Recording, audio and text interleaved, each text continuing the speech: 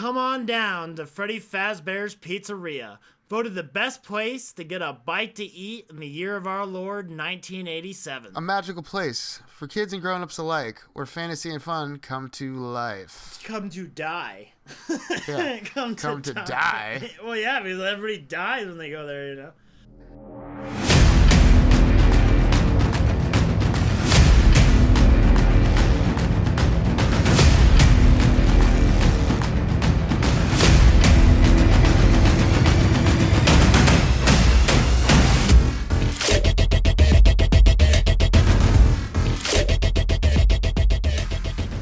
So, yeah, what's happened in the last week? What's going on with you? Nothing. Making ice cream sales. It's a lot of fun, just for a little side gig. I got my homie Noah working some stuff out in the kitchen. He's learning a little bit. He left his last job, and so I just gave him some hours doing some stuff I don't want to be doing. Yeah, I don't know. Just kind of standard week so far. I had a, pretty chill. How about yourself? The Prius is slowly being brought back to life. Nice. It started up the other day, and Joe and Dad were actually able to do a pretty good job of like cobbling together the fender and the bumper. So it's pretty much, once we get the airbag set up, I think it's ready to go again. Right on. So that's super exciting. And then me and Grandma, we watched the movie Wicked, which is a musical, and 2 hours and 40 minutes long. And at first I was like, yeah, no, it was. It's not a good musical. It's not a good movie or a musical, and I'll fight people on that, because it's like you go on to the reviews and it has like a 7.5 on IMDb. And I'm like, it's just not good. It's just not a good musical. Like, the music sucks. There's not one song I was like, wow, I really want to download this. Hamilton? I haven't even seen fucking Hamilton. But I know like 4 or 5 of the songs. They're bangers, man. We're going to go watch Hamilton after this because this musical was so bad. And it's like giving you background. Is Hamilton like a show or a movie, or what are you talking about? Hamilton is like a musical about Alexander Hamilton. And they're bangers though, dude. The music's really good. It's like hip hop. It's awesome. I think it's the greatest argument towards, I don't give a shit. Like, people always make a big deal about race, like, oh, like if James Bond's black or whatever. I don't care as long as they do a good job. Hamilton is all black people. All black people playing white people. And it's great. I don't know how I feel about that, being half black. Dude, you hear it? You hear the music? You don't even care. They're rapping. It's like making a Little Mermaid a fucking... What, is she like a black lady too? Like, no. Yeah, who cares? If they do a good job, who cares? Just give us the live action of like how the characters that we remember them are. I'm just saying, if they do a good job, I don't give it like we don't have to like make white people like black characters or black actors doing white people. Like, there's enough black people in history that they can just play black people. I don't know. Well, I think but in fictional situations, like back when Batman was created in 1940, like, come on, it was all white dudes in that room. How would you feel if Batman was black? I think, go for it. If the actor's fucking cool, I didn't have a problem with Jim Gordon being black in the new one. Jeffrey Wright did a fantastic job in the new Batman. He's probably one of my favorite parts of the new Batman. I don't know, man. I don't know how I feel about it. Again, Hamilton's maybe a banger, I'm just old. Dude.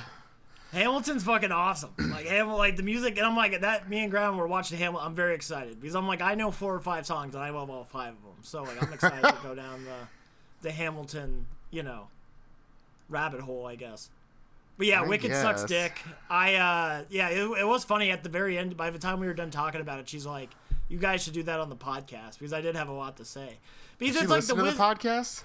No, but I talk about it a lot. I show her the shorts, and she's always like, "You guys shouldn't curse as much." Like, I tried to show her a video on Bill Burr, and she's like, Bill Burr was like. He's basically like, there's no such thing as an angry God, because it's like, if a God gets mad at me for like calling some dude a cunt in traffic, then like he can go fuck himself. Like, I'm not a bad guy. You know what I mean? I just say cunt, I call a guy cunt in traffic. Like, and I'm like, right. I agree with Bill Burr. Yeah, that's fucking bullshit. If that's the worst thing I've seen a lot of his stuff, like content going around lately, like on TikTok and things. Yeah, I'm like, this guy is hilarious and he gets it. Like, yeah. He's like, fuck the billionaires. He's like, if you work 40 hours, you should be able to afford a roof over your house. Yeah. And it's just like, yeah. No, he's like, I wonder why people are vibing with him. And he's like, we should put the billionaires down like rabid dogs.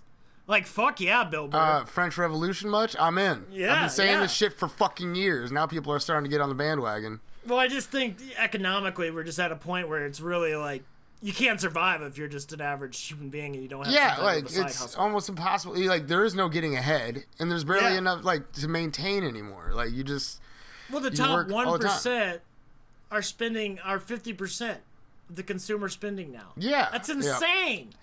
That's insane. Things will be starting soon. So yeah, like again, I'm just saying, like like come on, guys, you really need your fucking 7th yacht? You need your 4th mansion? Yeah, no. We want to dismantle all their wealth and redistribute it. Yeah. Yeah. So, you're show running. I'm not. Yeah. I don't even have. I don't even have the. I don't have the outline up or anything like that. I just have my little notes. And mine's fucked up. Mine, the way I did it was I have like the time. Like I have the layout and the facts on one page, and I have my written notes like I usually do on one. So we'll see how this works out. All right. I have everything I need. It's just a little. As long as it's like you better have it all like comprehensive, like we do, so we can go over the actors and stuff. Because I didn't look up any of this. You were show running this time. I have it all. I have it all. All right, let's do it. And I'm doing it my own way. All right, it's not in your order. All right, I was like, I'm gonna just freeball it. I'm gonna do it how I. What do you mean? I told you look at the outline. Okay, let's see how this goes. Oh my god, I have all the facts, all the parts. They might just be in a little different order. You know what I mean? All right, let's see. I'm just sitting back, relaxing. But anyhow. Today we are covering the Five Nights at Freddy's movie, a movie based off the video game franchise. I'm sure you guys have heard of it if you're listening to this podcast.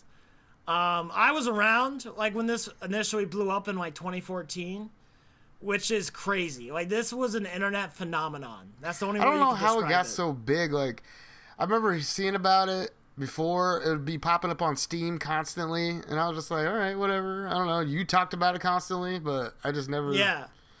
Like, for example, I did some research into how big this really was, and I couldn't really find any numbers on, like, the overall facts about, like, how many views did all Five Nights at Freddy videos get or anything like that. But I found Markiplier's first episode of his Let's Play got 134 million views.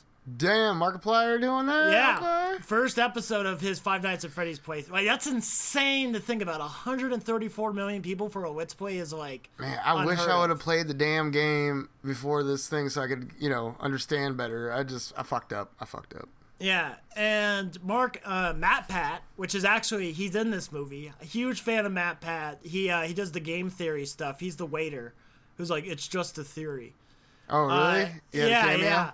Yeah, and it's just like the cameo really doesn't. I think if you're just the average moviegoer and you don't know who that is, and it probably doesn't really fit well. Like it is breakfast is the most important meal of the day. Just a theory, because that's his like whole little catchphrase. So like it probably doesn't. Oh, really? I see that. Yeah. That totally went over my head because I had no idea about this guy or anything. He's awesome because like a lot of his stuff is like applying real world logic to video games. Like one of his things is like about the Majora's Moon coming down and like the actual physics of that and how that would work. And the thing he really did for Five Nights at Freddy's, he made 68 theory videos on Five Nights at Freddy's. And his first one has 34 million views, and then like the second one has like 20 million views. How many theories could you make out of a damn video game? No, apparently. But that's what makes this game so special to me. Really, gameplay wise, it's not very complicated, but it's like the story and the lore behind it, and like you really have to kind of like piece it together. At least like as far as it goes in the from the movie perspective, and maybe you'll be able to clear some of that up with your knowledge of the game. So. Yeah, and again, that's kind of what makes it. That's why you could have 68 theories. That's why Markiplier's Let's Play even did so well, because it's like he was figuring it out with us, and he would reference the MatPat videos, and then you would go watch the MatPat videos and come back to Markiplier. And it was like this, kind of like a whole cyclical thing that just 100%. And it was like trying to solve the mystery, and like every time, and then the games kind of came out like almost I think monthly. Like our yearly, like they really came out really quick. Like Five Nights at Freddy's 2. I was gonna say monthly. 4. That's a huge turnaround. Like almost, like it really did feel like we were getting a new game like every 6 months. So like, and it would add so much lore to it, and you'd be at a different location or a different pizzeria, right? So it's just really cool. Like it was just like the mystery just kept adding like a new season. It was almost like a TV show rather than a game. You know what I mean? Yeah, no. I find it interesting. But just a one more fun fact here, just about how big Five Nights at Freddy's was back in the day. It has sold 12 million copies on Steam.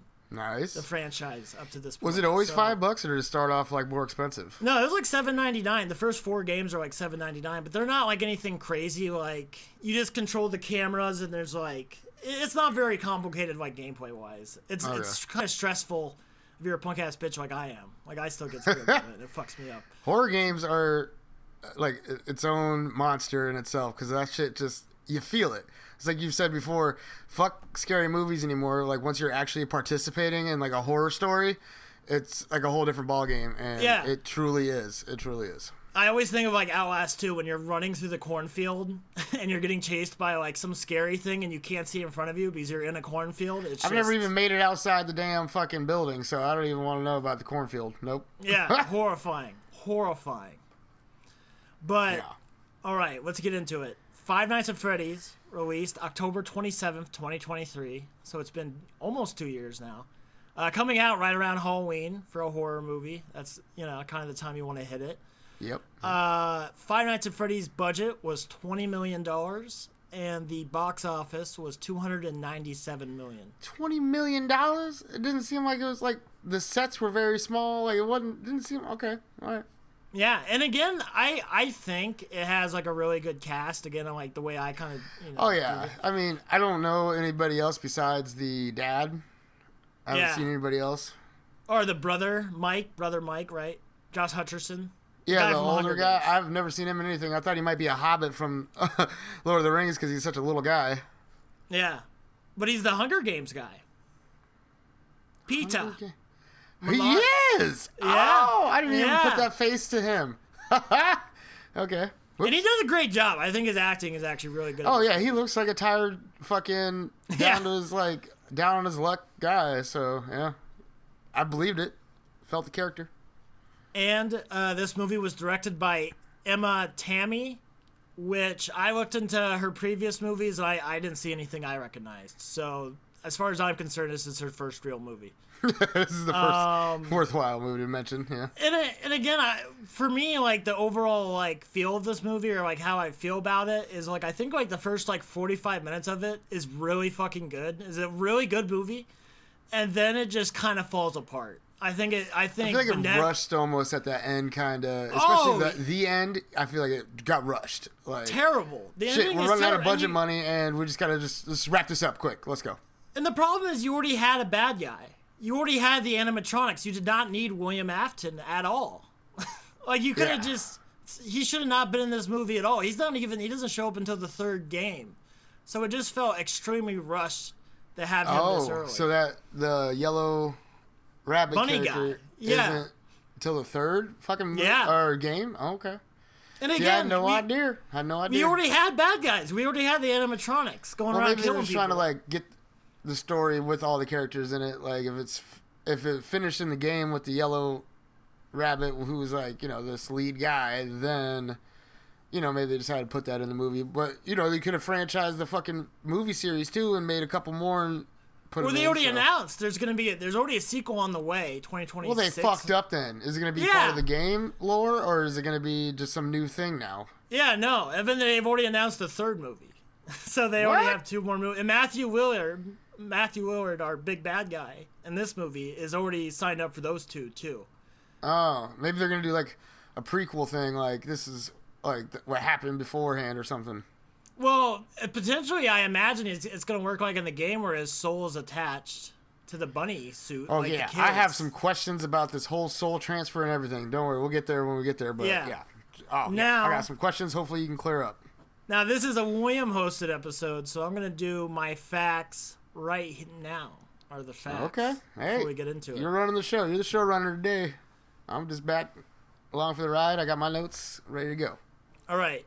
Because of Foxy's skeletal-like structure, he was built as a full-body animatronic puppet and performed by Russ Walco, and a reference to the 9th episode of this podcast, along with a group of puppeteers from Jim Henson's Creature Shop. In shots where Foxy walked, it took as many as 6 puppeteers to accomplish his full range of movements. Dang, was that like a full size then, like puppet? Yeah, thing? No, those were animatronics. Those were puppets. Oh, okay, Those were real deals. Yeah. A wall, actually the wall in the background, you guys I guess can't see it auditorily, but Alexander can. The drawings right here. A wall is covered in multiple drawings from children, as seen in Five Nights at Freddy's, the video game. So these so it's like the same pictures that are in the game that are on the wall? Mm-hmm. Oh, that's fun. And this that's cool. poster you can see multiple times throughout the movie, which is in the office, I saw. too. Yep, I recognize that. Which just really cool. I love that. I love how I like that. That's like a little Easter egg. Yeah, kind of. Yeah, and they don't, they don't shout it out. They don't really point. It's just there. No, and it's not like the camera spends an overly amount of time on it or anything. It's just kind of a glance by, And then, and then I got this from an NBC article. Animatronics were a first for Hutchison and Willard. So Matthew Willard, who plays is Shaggy. Also the spoiler for Scream, but he's also the big killer in Scream. That's kind of. It's been like 25 years. They should have seen it by now. Come on. And Hutcherson, the Hunger Games guy, Peter Millark. But here's a little tidbit from that. Despite the long resumes between Josh Hutcherson and Matthew Willard, Five Nights at Freddy's represented a first for both actors in working with or in practical animatronic suits. In the killer animatronics featurette, both actors admit being nervous about how comfortable they would be acting against the big machines. Hutcherson admits as soon as he got on set with them, it felt so real that it caught him off guard. Willard that'd had be to like creepy. Yeah, I know, right? And they're like moving and stuff because it's like remote. Yeah. So, ugh. That seems unsettling, to say the least. And then Willard had to get inside a suit, for the big ending. Yeah. And he said it was a true flying blind experience to craft a performance that reads when you can see nothing on the outside. Right? You can't see your facial, how you do it. I doubt they teach that in film school. Yeah, right? That's school, totally, you're totally in the dark. You really have to wing it. And then I got 2 more facts here. Markiplier was supposed to have a cameo role in the film, but had scheduling conflicts of his own film, Iron Lung. Oh, he's got a movie coming out? Yeah, based on another horror game. I can't remember what Markiplier looks like or anything, but I know we watched videos together about, with him about it and stuff like that, so... I couldn't find the source again, but I heard he was supposed to be the security guard in the opening sequence, which would have been... Oh, the one that killed him? Oh, the guy killed in the beginning? Yeah, gets got. Yeah. And then second to last fact, one of the other facts shows up later. Oh, see what I did there?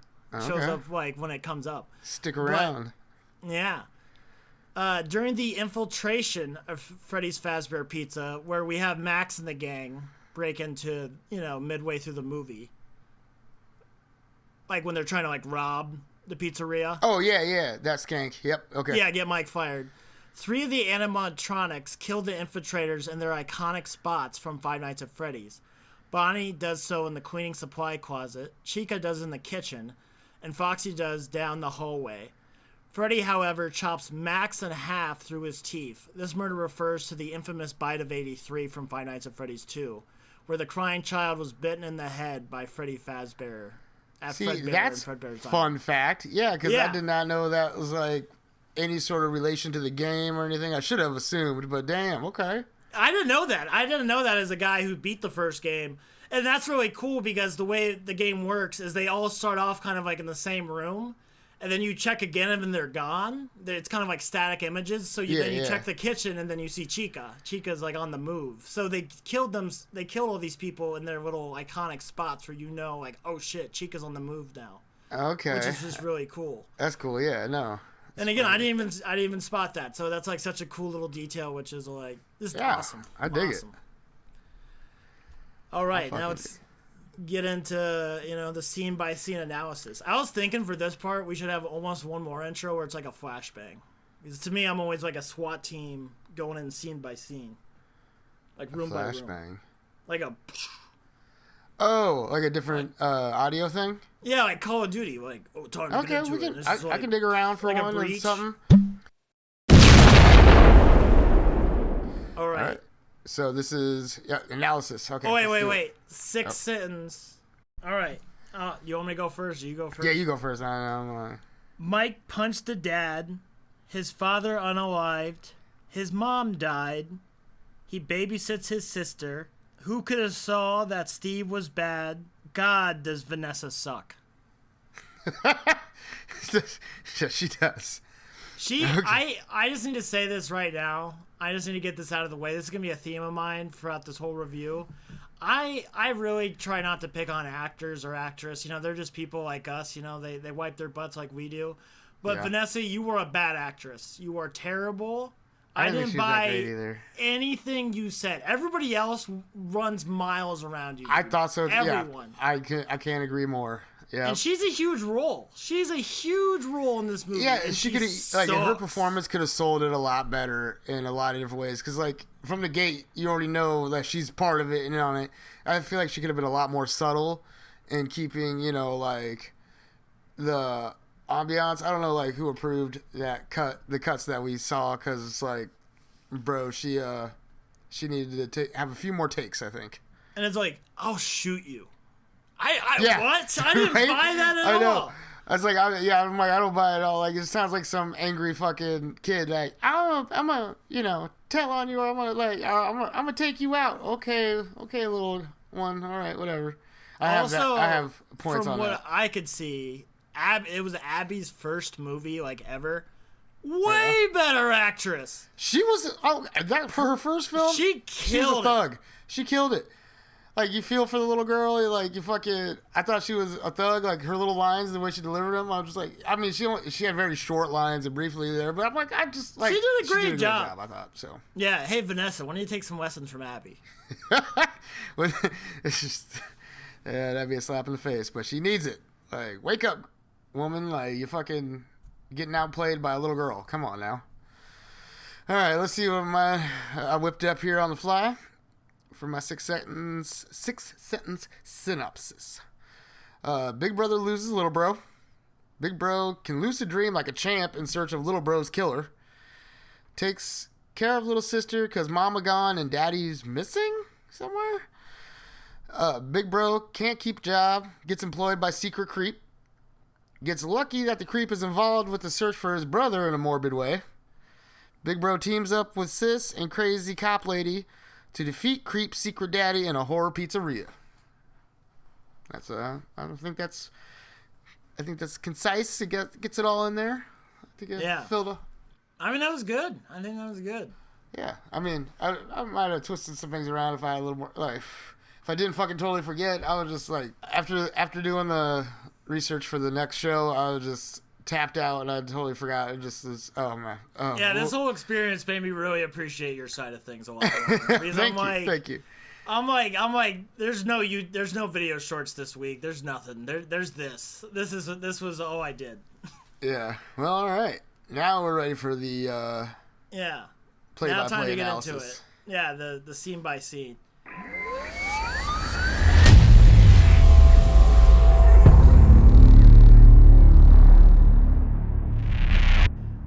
The year 2000 plays on screen. Oh, wait. No, that doesn't happen. That's what should have happened. That should be the law by any movie. If you're not going to be in the modern day, you should have the fucking year of the movie right away. I was honestly, like, watching, I'm like, when does this take place? I wasn't sure, because I had to look it up. 2000. Yeah, okay. But, yeah, no, that should have been on the screen. That's bullshit. And then we fade from black, open with a security guard opening the vent. All right. We hear an unidentified animatronic banging on the door while the security guard is crapping his pants. He then climbs through the vents. He exits the vents trying to stealth his way out of the pizzeria. He's caught onto a table, put on restraints, and then an animatronic, is coming towards his head. The head of it is, with the saws and stuff like that, is coming, spinning blades. To turn his face into a pizza in the pizzeria. But I love this opening scene. I love how scared he is. I think it sets up the stakes of it, and it's just, I like the vibe of it. The vibe. That's what I was gonna say. The vibe is, I don't know. It's not like overplayed too hard or anything like that. It's just kind of like what it is. I don't know. It did it right. Yeah. Decent little intro. And then we cut to the opening credits, which I love. I love these opening credits, and they have the game actually uses these like Atari graphics. Like those are built off I think they're based off like what you could run on an Atari 2600. Oh. So it's like those old school graphics in the beginning.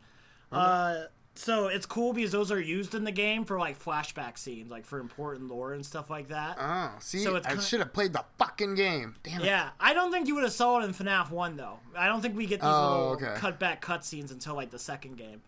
Right. But there's also some fun Easter eggs in there where you see when Matthew Lillard's name comes up, you see the Purple Man, which is William Afton, represents William Afton inside the game franchise, is putting on the yellow bunny suit.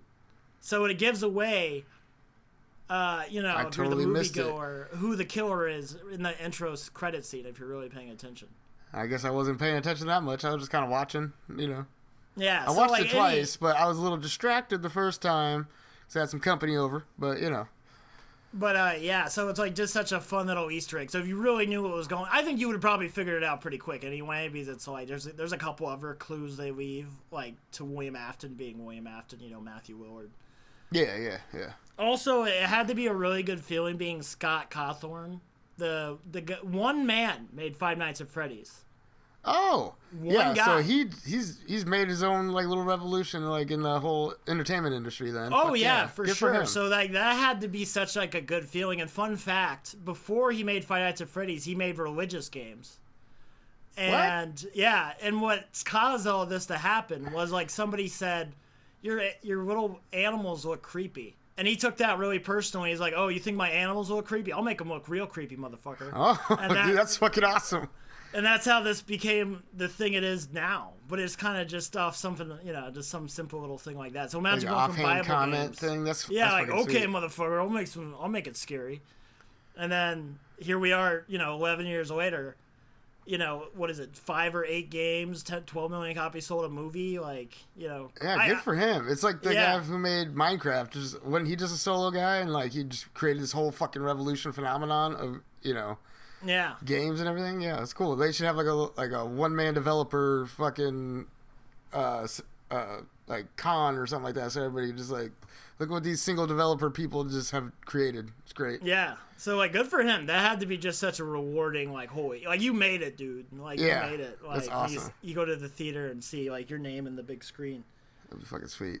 And then after our opening credits, we cut to Mike waking up at his apartment, played by Josh Hutcherson of Hunger Games, Peter Malark. We kind of already talked about that. We get a little hint of Nebraska's importance, which I had the joke. I actually, what's funny? Five Nights at Freddy's was originally, before we did the podcast, I was going to do a nostalgia critic-us thing. And Five Nights at Freddy's was actually the movie I was going to do until I lost half the edit. And I had a big joke in there, what if your kid's dream was to go to Nebraska? And how boring of a dream that would be. We could knock that out in an afternoon. It's anywhere else you want to go? No? Really? That's what you want to do if you're we'll go to Nebraska, but I'm I think it's just going to be a letdown. You know what I mean? Yeah. I noticed when he wakes up and stuff, I thought he didn't take his pills, but he just puts them in the drawer, okay. But dang, the boss gets up and actually does push-ups right away, Yeah, damn. I was doing that for a few months ago. I was doing really well on doing that every day. And I felt like a boss, and then I don't know, fell out of doing it. And then another fun thing is nights end on Five Nights at Freddy's at 6 a.m. And our protagonist wakes up at 6 a.m., which is fun. So that's when the night at Five Nights. That's if you make it to 6 a.m., you survive. To the next night. So that's just a little fun thing I noticed on this rewatch. And then we meet Abby, is introduced as Mike's little sister, Piper Robio. And this is kind of her first real role. We talked about it a little earlier. I think she kills it. I think she does the cute thing. I think she does the say the traumatized a little bit. Traumatized, yeah. Yeah. I really think she kills it for being her first role. And then we are transported to the mall where Mike is talking to his coworker about dream theory, which Mike partakes in to find his brother Garrett. And then Mike goes for ice cream with the most Karen customer in front of him. Like, I would fucking hate this woman if I was still dealing with customers at McDonald's. Like, I want the ice cream, but I want it to be, like, specially, like, cut in half. Oh, no. So working in the industry, people are like, I want my drink like this, but do you have a little bit of that in there? Do you have this and that? And I'm like, no, it's Grizzlies. Like, it's bare bones. Like, I can get you a shot of whiskey and a beer. What's up? Like, I don't do any of that fancy. Anyway, yeah. I don't got time for your bullshit, woman. I don't got time for the bullshit. Look around you. We don't have, like, this one woman comes up and she's like, do you have any Pinot Grigio? Do you have any Riesling? Do you have any? I'm like, bitch, we got red or white when it comes to wine. Red or white. And then she keeps asking, I'm like, red or white? Anyway, I know. Yeah, you're literally the old couple from Hot Fuzz. Yeah, that's what I'm like. We got red or white. I'll get you a pint of beer as quick as you want it, but like, no. We see Mike go on and chase our potential child abductor and beat his ass in the fountain. Extremely graphic. Brutally beats that dude's ass.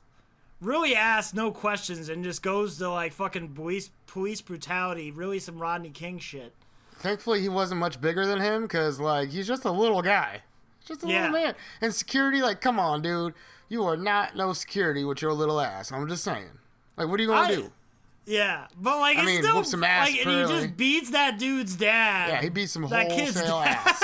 Right in front of him. That kid's now traumatized for life. Yeah, no, that would fuck that kid up. And, like, I get your, like, security or whatever, but I just feel like he's way overboard, dude. Like, come on, He's been waiting for that chance. Like, any child thieves or whatever, I'm fucking up. Yeah, like his PTSD just kicking fully in, man. The Hunger Games coming back. Then we cut.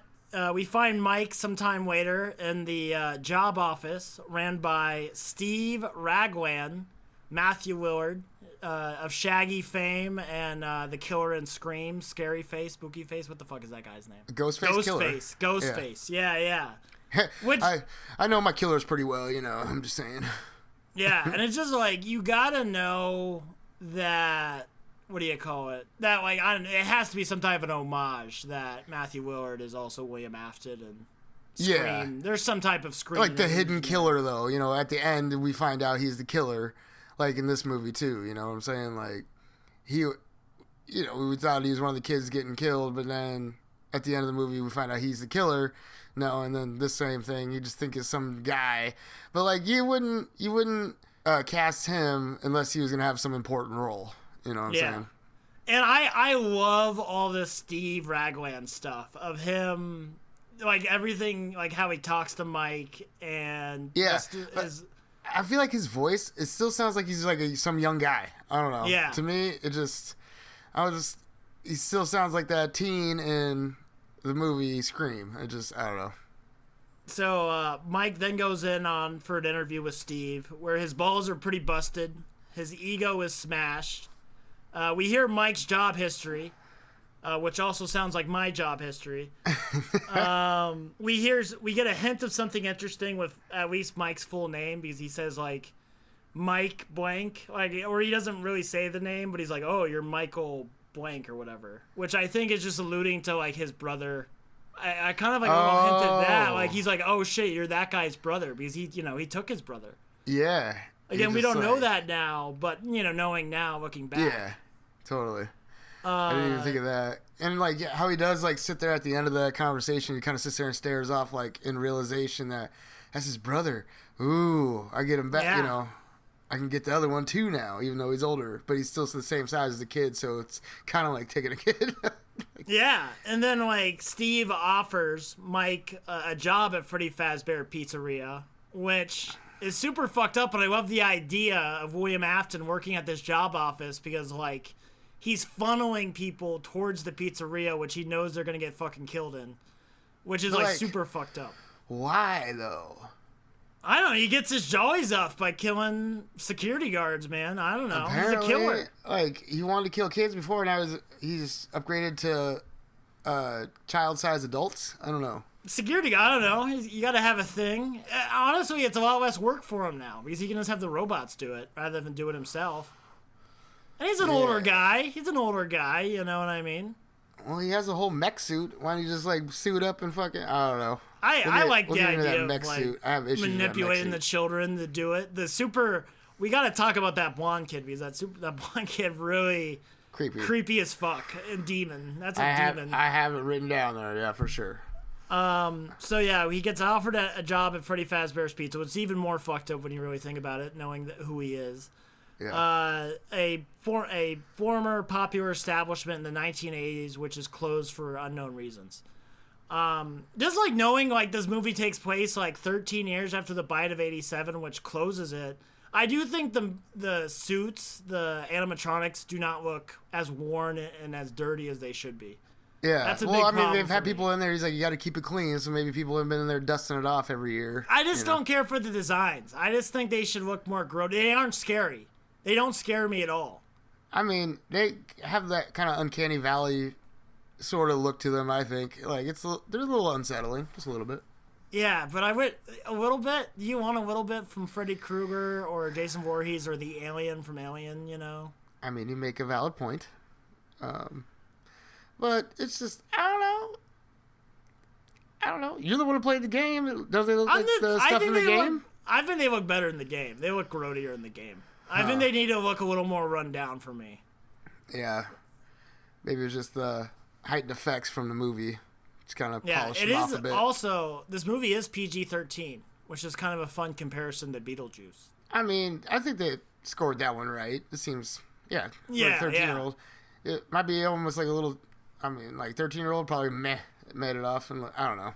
Yeah, Gen Alpha, those guys are fucking war veterans by the time they're 13, you know what I mean? Yeah, right. The shit they're exposed to is just... Yeah, they've already known about Freddy Fazbear for like 10 years at this point.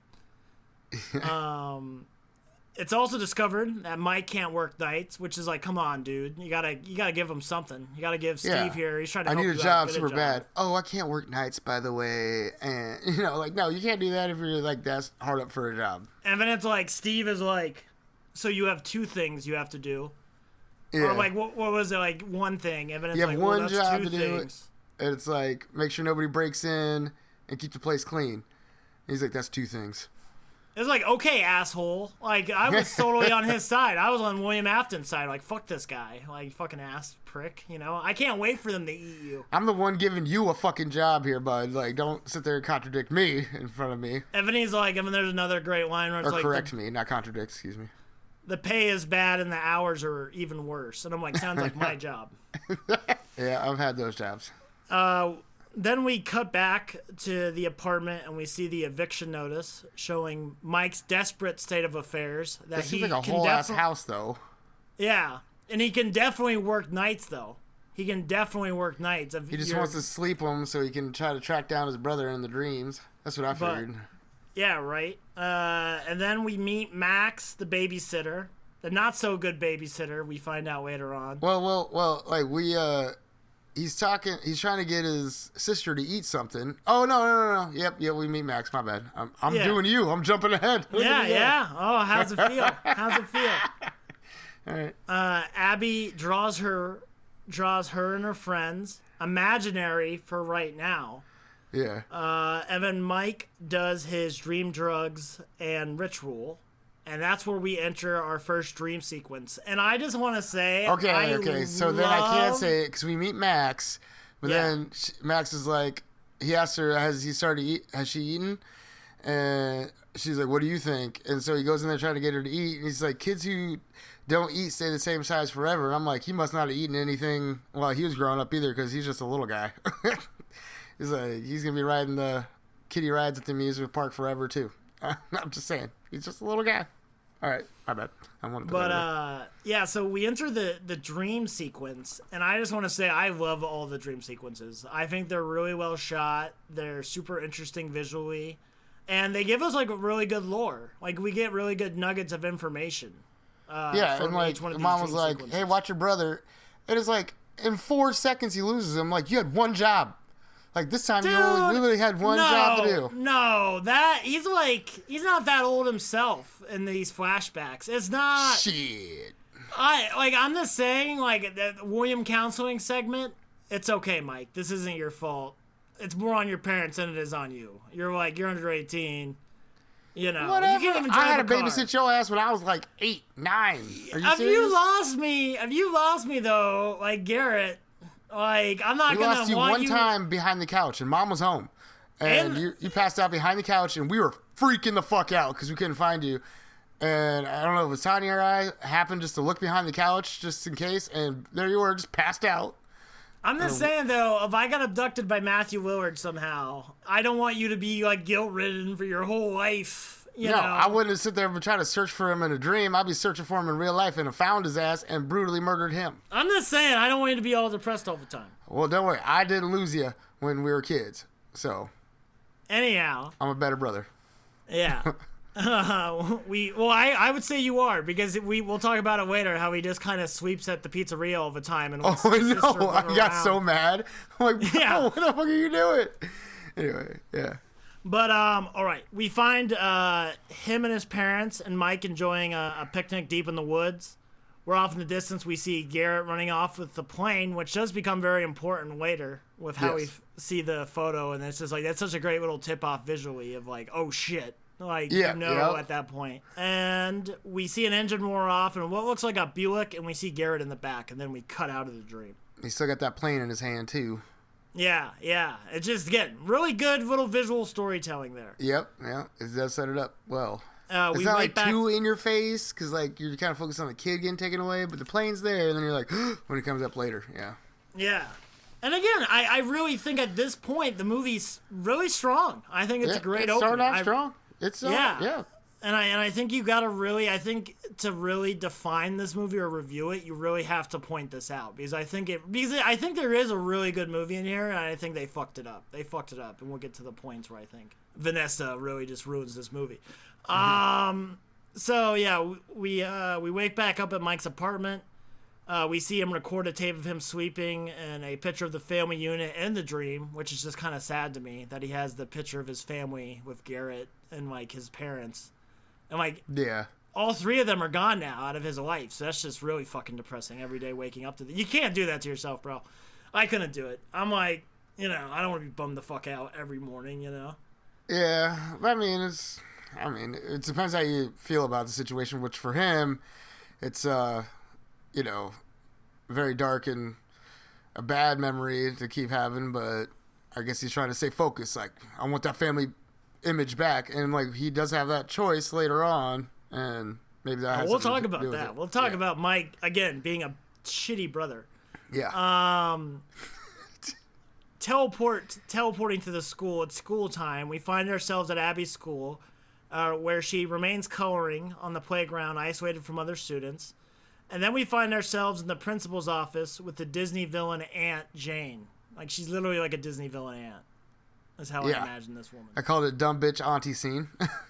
I looked into her. The only thing I could really find notable in her past, at least in my, I really thought I've seen her in something else, and maybe it was Fried Green Tomatoes. She is in it's the actress Mary Stuart Masterson, and in Fried Green Tomatoes she plays Ida G. Threadgood. Threadgood. That's not the main character, is it? No, that's Kathy Bates.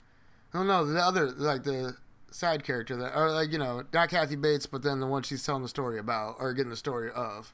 Oh, it might be. I have no idea. Her face was very familiar to me. So she's like you look up Fried Green Tomatoes, she's like in the top 4 billing. Like she's one of the main ones in it.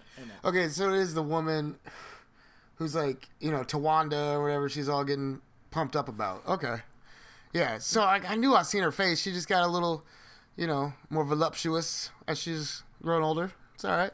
And she's crucifying Mike on his watching of Abby. Yeah, the crocodile tears.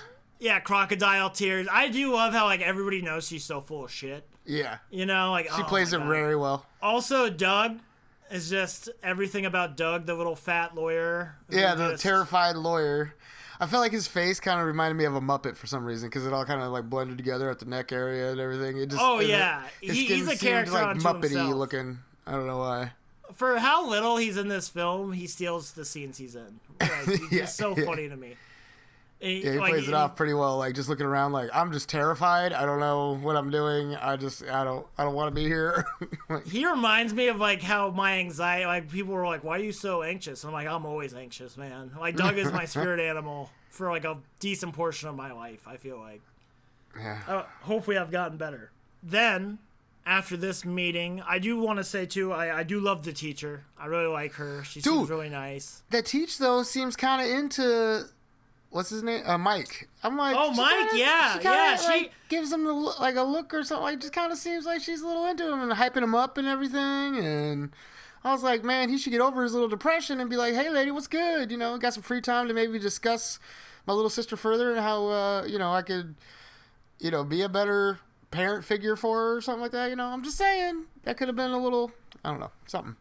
Way better than Vanessa. Way better. That bitch is crazy.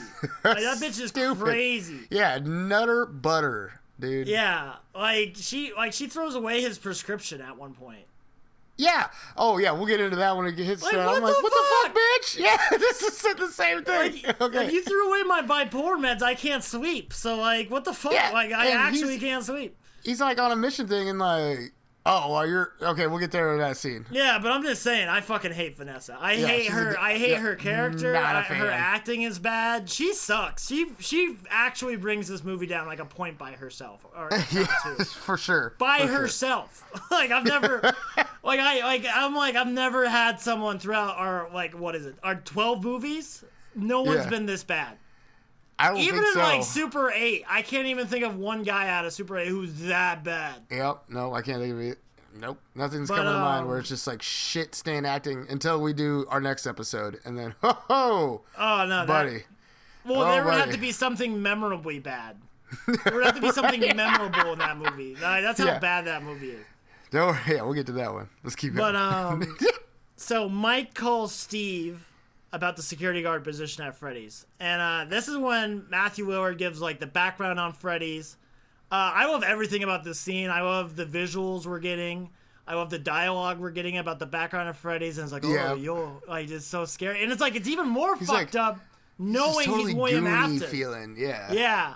It's like way more fucked up because it's not just the guy describing the pizzeria. It's the guy who like built the pizzeria. He knows what he's sending you into, and it just makes it even more devious and evil. He's like explaining like the owner, wants to claim like he won't sell it because whatever. The owner's a bit of like, he's like he just kind of says that like he doesn't have a word for himself, I guess.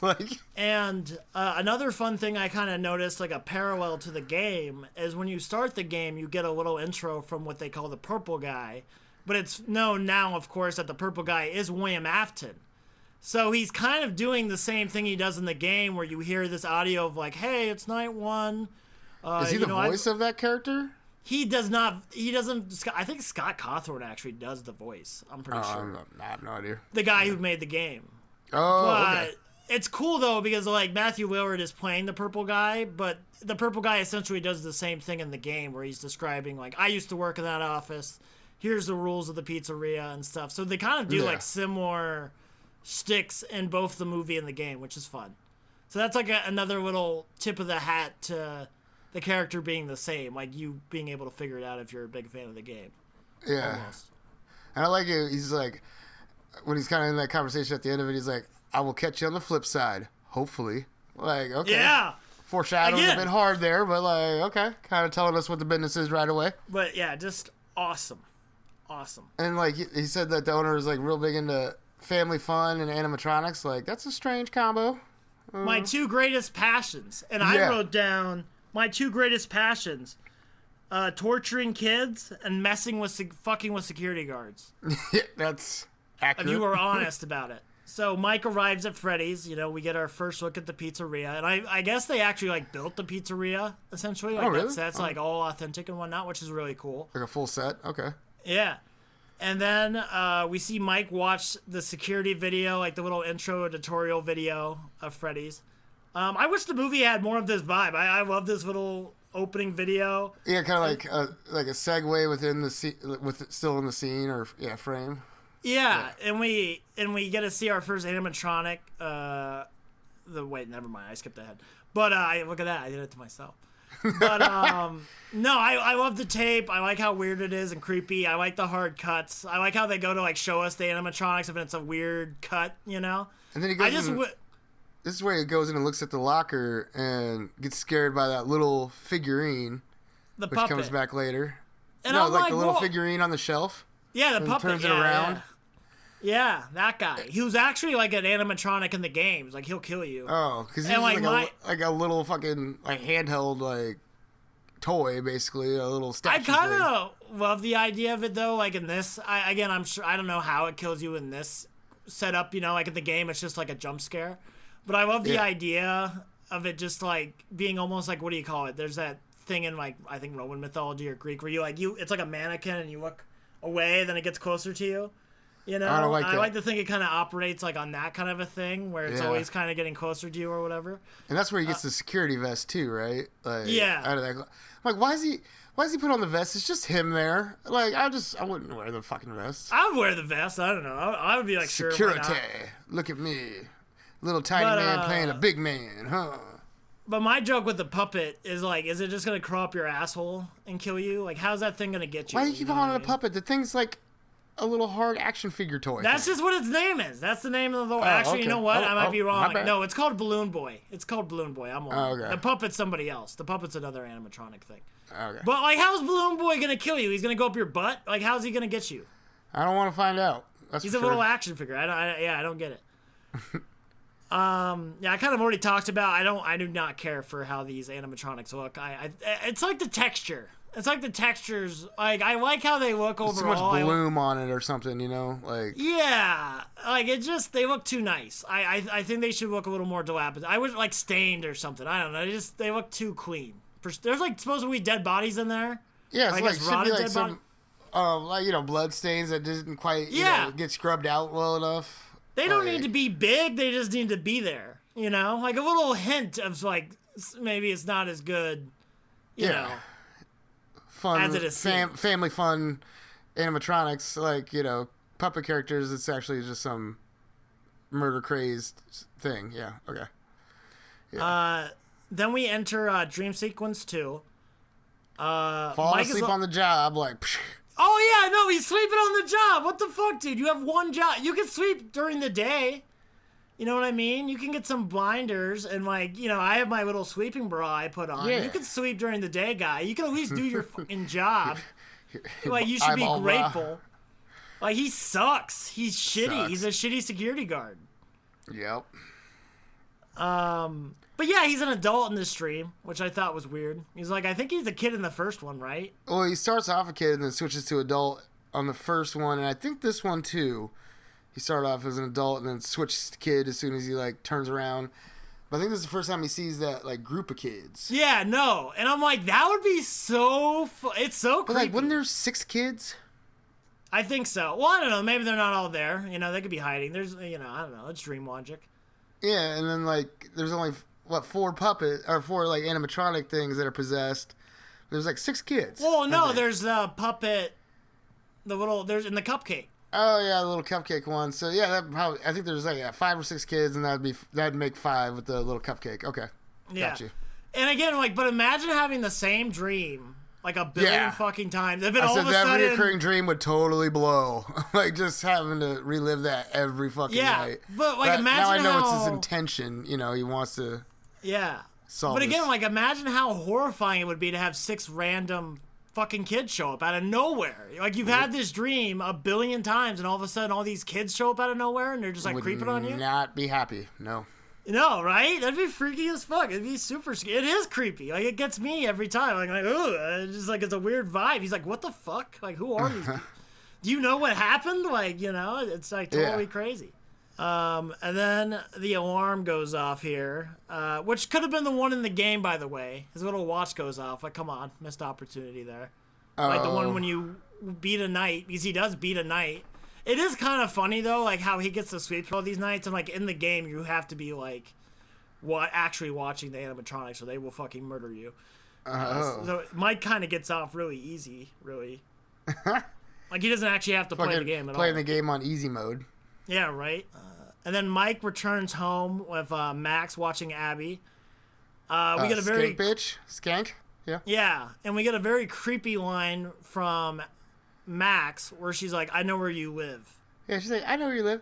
At first, I was like, oh, that's cutesy. Like, he's got another chick kind of like giving him the cutesiness, but then I find out she's a skank. So yeah, she's a skank, and like, especially when we find out what happens later, she's like way creepier than. Yeah. She was let on. And he's like, I will pay you eventually. And she's like, it's all good. I know where you live. I'm like, okay, she seems cool and understanding. No, she's a dumb bitch. Yeah, like, cut to the very next scene. Yeah. Immediately changed my mind. Like, but here we get Matt Pat as a waiter.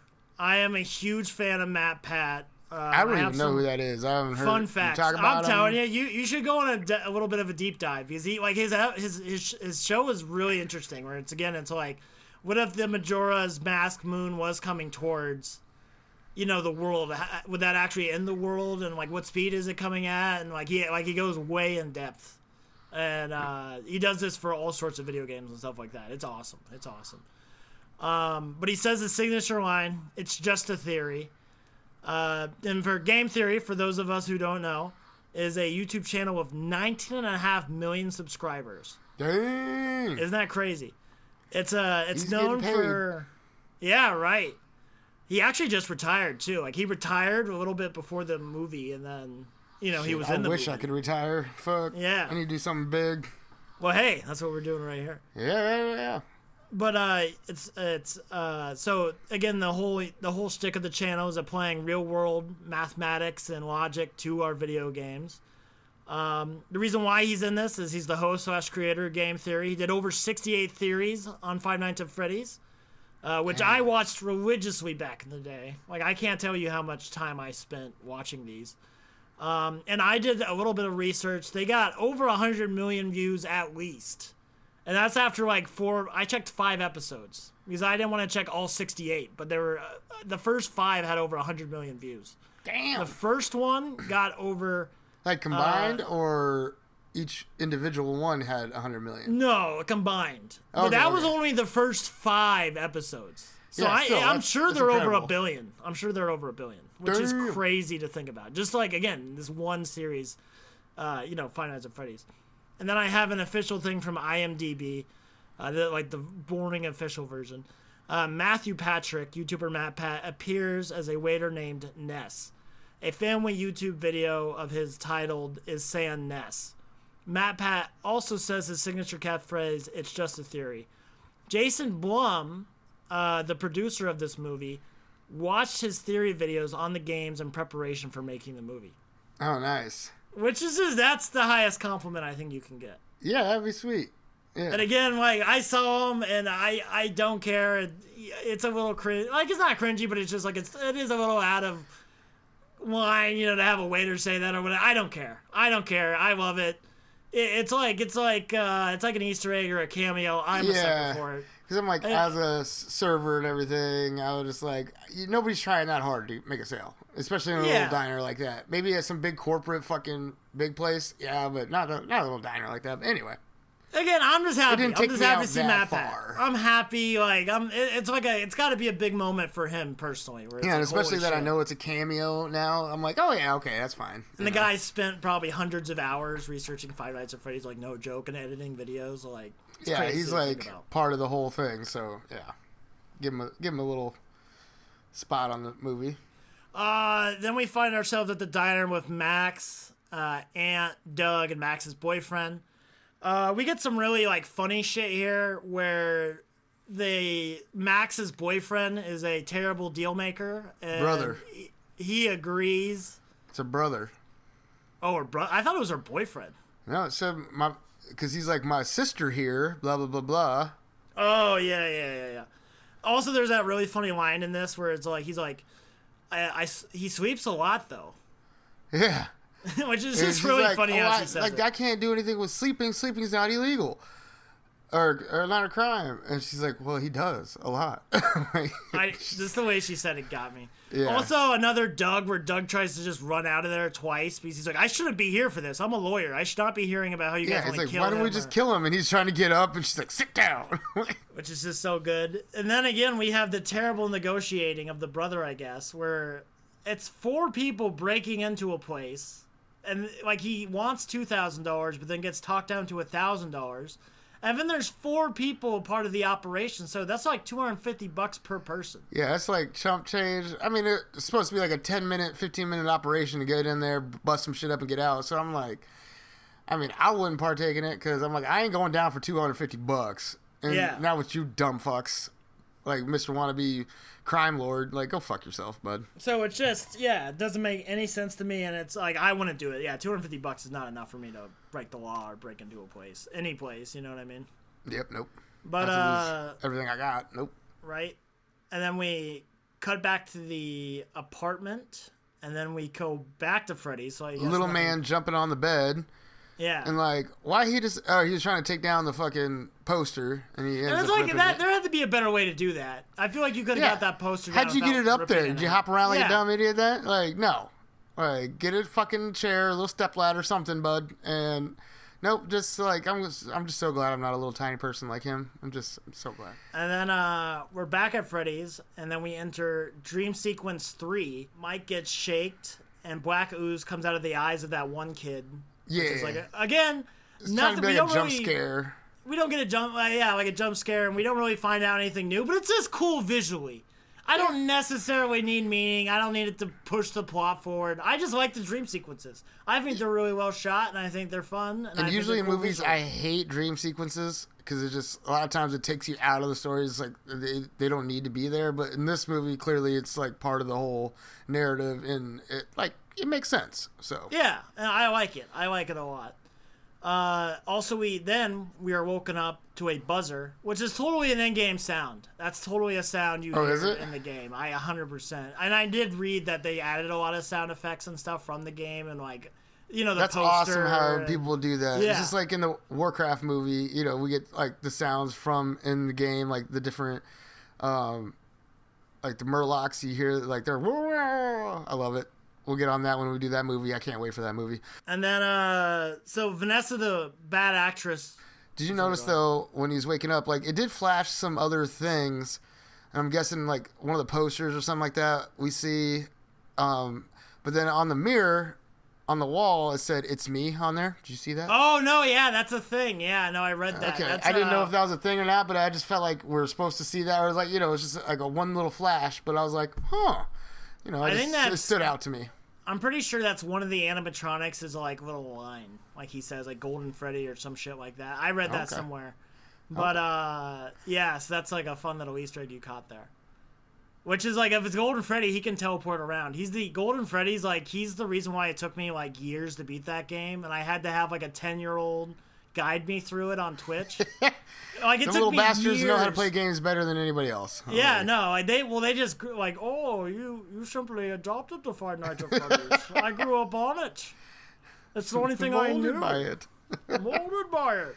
And it's just like the way Golden Freddy works. Like all the other ones, you can kind of know if they're coming at you. Like you see Chica in the kitchen or Chica right outside your door.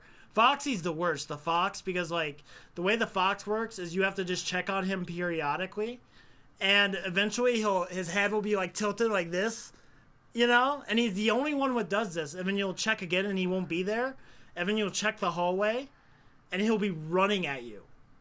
Everything else is static. Nothing else actually moves other than the jump scares. So it is like fucking horrific when like it catches you so off guard when you cut to the hallway and he's just hauling ass at you. There's that new game coming out that kind of reminds me of that, where it's like this giant dinosaur thing, and like you have to keep an eye on it, but it keeps getting closer, but it freezes every time like you turn back, and then you turn away to run somewhere. You can't let it catch up to you because it'll kill you. But then you gotta like periodically stop, and it's just like freeze stops in the middle of running, and it's just terrifying. I'll if I can find the clip again, I'll send it to you because it's very unsettling. I'm like, I ain't playing that game. I'm good, thanks though. Yeah. So Vanessa, the bad actress, buzzes the door. This is where we get introduced to Vanessa. She sucks. She's not she's good. Supposed to be presented like, oh, pretty cop lady, love interest, and I'm like, oh, I'm there to get, like, I keep an eye on the place. It's on my beat. I like to stay up to date. I'm like, yeah, right, bitch. Okay. And she knows too much about Freddy's. Like, we just know right off the gate, you know. Knows too much for her own good. Super sus. Immediately. No question. No being about around it. the bush at all. Like, it's just kind of in your face. Like, oh, she knows what's going on here. And she's a dick, or she's like, oh, you won't be working here. You'll quit this job. It's like, do I need that in my life right now, woman? And she's calling him out for, like, being suspicious and, like, you know, you've been acting all weird. Like, look at that cut on your arm. Like, what's that about? Like, you're just making all these assumptions before you even get his side of the story. He hasn't even had a chance to speak yet. He's just like, what? Like, I don't know why you're here. I didn't call you. I'm good. So, like, you're acting suspicious, bitch. I'm just saying. And then at one point, she's like, sounds good. And I'm like, yeah, sounds good, weirdo. Like, get out of here. I do not care for her at all. And she's like, I love this place as a kid, but knows how to run the operation and, like, all the little buttons and where all this stuff is. Like, okay. And everything she says is just an upfront lie. Like, she is not likable at all for, like, being the love interest for Mike and what we find out about her later. Like, she is not a redeemable person. Yeah. And any like stretch of the imagination. And she, like, turns on... Like, she's like, oh, have you met him yet? You know, after she goes, patches him up in the back room. Oh, have you met him yet? So they go out there, she pushes the button, knows how to run everything. Knows, like, yeah, where the first aid kit is, all that bullshit. So that's just all sus. But then takes him out, presses the button, and the animatronics start going off, and she's like, you know, care to dance as the music's going off? And I'm like, if those little robots, like, that thing didn't break down, would they have danced? Like, it's just creepy. It's weird. Like, bitch, I don't know. You're a cop. You're supposed to be on duty. Like, don't you have better shit to go do right now? Yeah. And then also, like, fuck the police means two things. Because, one, she is hot, but she also sucks as a cop. She's a piece of shit. I don't like her. So, fuck the police means two things in this situation. I'll back that up 100%. So, then they both, like, dip out. And yeah, it's like, she stayed there all fucking night? Like, or how long was he sleeping? Was it almost dawn? Like, we don't know what time it was. I guess he was there because they take off at the same time. Yeah. So, yeah, no, she's just weird. That's weird when you really think about that, too, timeline-wise. And then we get Max and the boys breaking the Freddy's. Like, immediately after they leave. Yeah. Which you think seeing a cop would turn you off of doing the whole thing in the first place, but... Yeah, and so, like, the plan is that they're supposed to break in and trash the place up so, you know, he gets in trouble and loses his job so the aunt could take the kid for the monthly check. Yeah. So it's just like, before we find out, like, what the cop says afterward when she comes back, but, like, wouldn't it be better to do it while he's there some way? Like, incapacitate him somehow, knock him out, do something, lock him in a closet because he's just a little guy. He ain't going to break down the door. And then trash the place while he's there so it's like, oh, you can't get your job done, now you're fired. No, they wait till afterwards, so it's just like, hey, I was off the job. I was off the clock, man. I was at home chilling. How am I supposed to know what the fuck's going on? It's not my fucking fault, you know? But he left the door unlocked with Vanessa. Did he, though? Did he? Yeah, I don't know, though. That is true.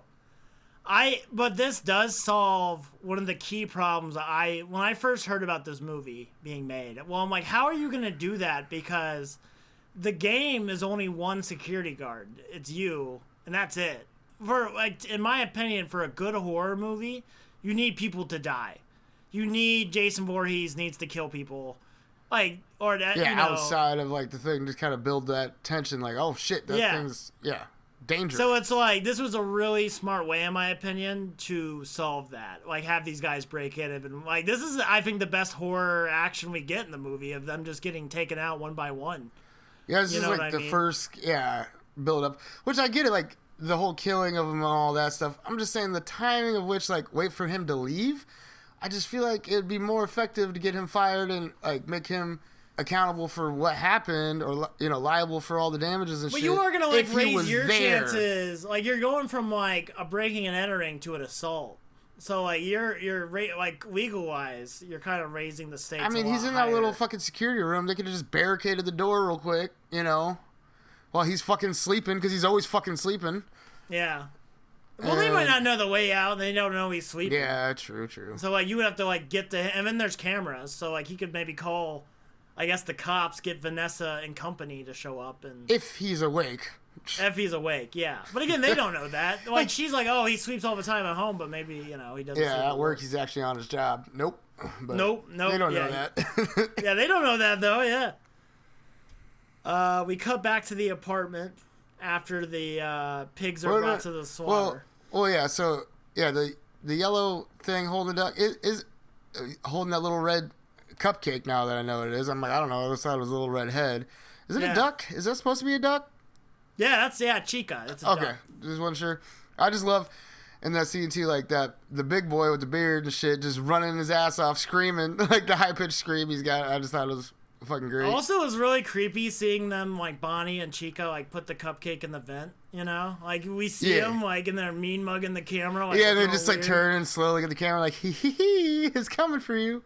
Like, the facial stuff for them is really good. It's really memeable, too. Like, some of the zoom-ins where they're like, their eyes kind of get all small like that. Like, I'm like, there's some meme material. Yeah, and then, like, it just, like, shrinks down. Yeah, it's a good one. And then the brother guy who wants to be Mr. Criminal, mastermind, he doesn't even have gloves on. That just kind of bothered me. I'm like, you're going to do some B&E, you better fucking wear some gloves. He's some back trash hillbilly looking dude though. Like, he doesn't know what the fuck he's doing. And then, like, so dumb bitch sister's out there on, like, guard duty. I don't know. She comes in and then she sees that little boy, and so, like, A, you a dumb bitch. B, like, so the animatronic, the ghosts that inhabit them can also ghost it up in, like, their actual form too? I guess, yeah. According to that. Bitch, why are you gonna follow some little creepy kid giggling down a hallway? Like, we all seen the movies and shit where this happens. It's not good. And then it goes to a fucking animatronic dude standing there, and you can hear it inside, like, kid, you, like, nah. I'd have been standing, like, on the other side of that fence wall thing or whatever and been like, hey, get out of there, little motherfucker. What you doing in here? Like, I don't know. Or not even fucked with the kid at all because I'm doing some crime. Yeah, right? Yeah. Like, you think like, I would just let that kid? I'm like, fuck. That kid can just run off and do whatever he wants to. I don't give a shit because I'm already doing some shady shit over here. I'm just going to let that one be. No, you going to fucking go up to the damn thing, stand on a motherfucking chair, and then stick your face right up to the mouth? Like, come on now. You deserve to get got. You deserved it, you dumb bitch. Okay, that's all I had to say. Also, the cupcake, terrible way to go. The cupcake looks like a terrible way to get eaten alive, and it's not fun. Yeah, that cupcake obliterated that one guy, but didn't even barely fucking wreck Mike's leg later on, but we'll get to that later. But. Yeah. We cut back to the apartment after the slaughter we just watched. Abby's watching cartoons. Mike tries to dad her up with the little badge, and she's like, I don't care about the badge. Which, honestly, a scene like, if that ever happens to me in real life, if I'm ever unfortunate enough to have a kid, and then I have, like, some little moment where I get her a toy or my son a toy, and he's just does not give a single fuck, like, my heart's broken. And he's like, I'm trying, man. Yeah, like, I feel it. I feel like, it. You're not trying very hard there, bro. Like, she wanted to go, and you just brought back this fucking badge thing? Like, no. I would be heartbroken. I would cry. Like, I don't think I could do it. I'm not ready for that. Like, I can't even handle that level a breakup. of rejection from a child. From a child, from my thing I brought into the world is now shitting on me. Like, God damn you. You're supposed to be the one thing. The one thing. You're not even a teenager yet, you bastard. You can park that sass somewhere else, okay? Because, you're a teenager. And then it's like, then she sees the court paper, which is like alluding to the fact of the aunt trying to... Can that little girl read that shit and make any sense of it? I'm just wondering. I can read really well by that time, but like, how old is she? She seems pretty sharp. She's like a little quiet kid, you know. She sticks to herself. She's drawing all the time. I don't know. I bet she could read. Yeah.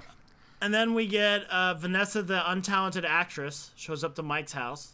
And she tells Mike, hey, Freddy Fazbear's has been broken into. But she doesn't talk about the quad murder. She doesn't talk about how the babysitter, like, there had to be some level of connection between Max and Mike.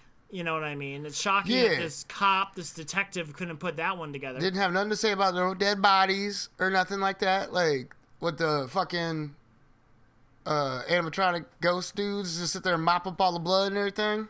I'm just saying.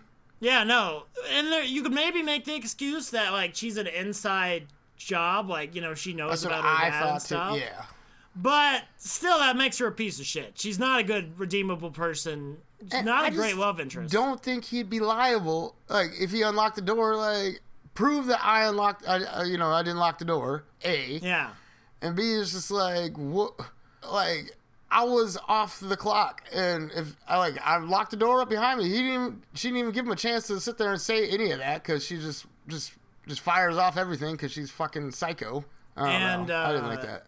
And there's a great line in there where she's like, "I've seen crazy," and I'm like, "Yeah, every day you look in the mirror." Yeah. I've seen crazy, and you're not it. Yeah, because it's you psychopath. Psychopath. And then, like, yeah, she throws his prescription into the she's river. like, he's like, "Do you got time to go on a walk?" Like, bitch, she's here to, like, accuse you of this crime and see what's going on and potentially take you in or something like that. Like, what was her plan on any of that? A, and then B, I keep having a lot of A, B's, and C's on this one. I can't help it. It's just the best way to separate this out. But, like, you couldn't fucking... Or you're here to, like, accuse him and maybe take him in and just, like, what the fuck? So, is she, what's that word? Gaslighting him right now? Like, no, 100%. 100% yeah. She's gaslighting him. Straight up gaslighting this dude. And then he's like, "Do you got time to go on a walk?" Like, bitch, I'm on the clock and I just, like, got some shit going on with you right now. Like, any other real cop would have been like, "Nah, explain yourself right now, motherfucker." And doesn't. And for this whole walk and long conversation, she doesn't tell him anything about what happened. Yeah. Like, the quad murder, the Max being involved, like, he doesn't really get any details. Like, okay, Fazbear's just been broken into. Who? What? Why? Where? You know? Like, nothing. Why are you bothering me about it? Because I didn't lock the fucking door? Don't you have other things to worry about? Like, who done it? It's just, like, you're acting like I did it. I'm like, I've been here watching this kid. What the fuck? Yeah. And then it's like, he explains to her, like, "Oh, yeah, mom died, but dad what? Like, what?" One of them died and the other one offed himself because they couldn't stand. That's what I was assuming, but they don't say that. They don't even really allude to it. Is that something from the game? No, I don't remember that in the game. Okay, well, yeah, he just, like, dad, and he just goes silent. I'm like, well, what? Dad what? Went out for a pack of smokes and left you? Like, what? How long have you been watching this kid for? When did this happen? I need answers. How old is this, like, Frodo? Like, I don't know. I'm calling him Frodo because he's just a little hobbit guy, but... Yeah. So we get the bro story, tells her about dream theory. Mike later on then leaves a message for Max, which should have not happened because Vanessa, the shit detective, should have said, "Hey, Max died at the scene of the crime," and then he would have been like, "Wait, what's up with that?" And would have known about his aunt possibly being up to some shady shit, or at least he could have maybe start putting that one together. Because he would have known about his babysitter getting offed, you know. Well, he should have known something was super suspect, too, because, like, when she tosses his fucking pills, she's like, "Oh, you forget these?" Like, it's prescription pills, A. B, you don't throw someone else's... I keep doing that. It's going to drive me crazy. I keep doing the A, B. But anyway, B, you toss someone else's pills in the river. That's, like, a crime in itself, I'm pretty fucking sure. C, like, "Oh, you should stay focused while you're working at Freddy'S." Like, come on. Why are you so impassionate about this? And you just can't toss a man's pills in the little river like that. This is ridiculous. So Abby tagged, and then we get to the point. Since Max is not available, Abby tags along with Mike. Respect to her babysitter after getting halved by a demonically possessed robot. You know, the babysitter. That's why she can't do it. Which I thought would be a fun way to phrase it that way. And then there's such an acute moment where it's like, okay, you got to be chill here. You got to be cool. She's like, okay. Like, I just love how excited she is to go to Freddy's like super just thrilled.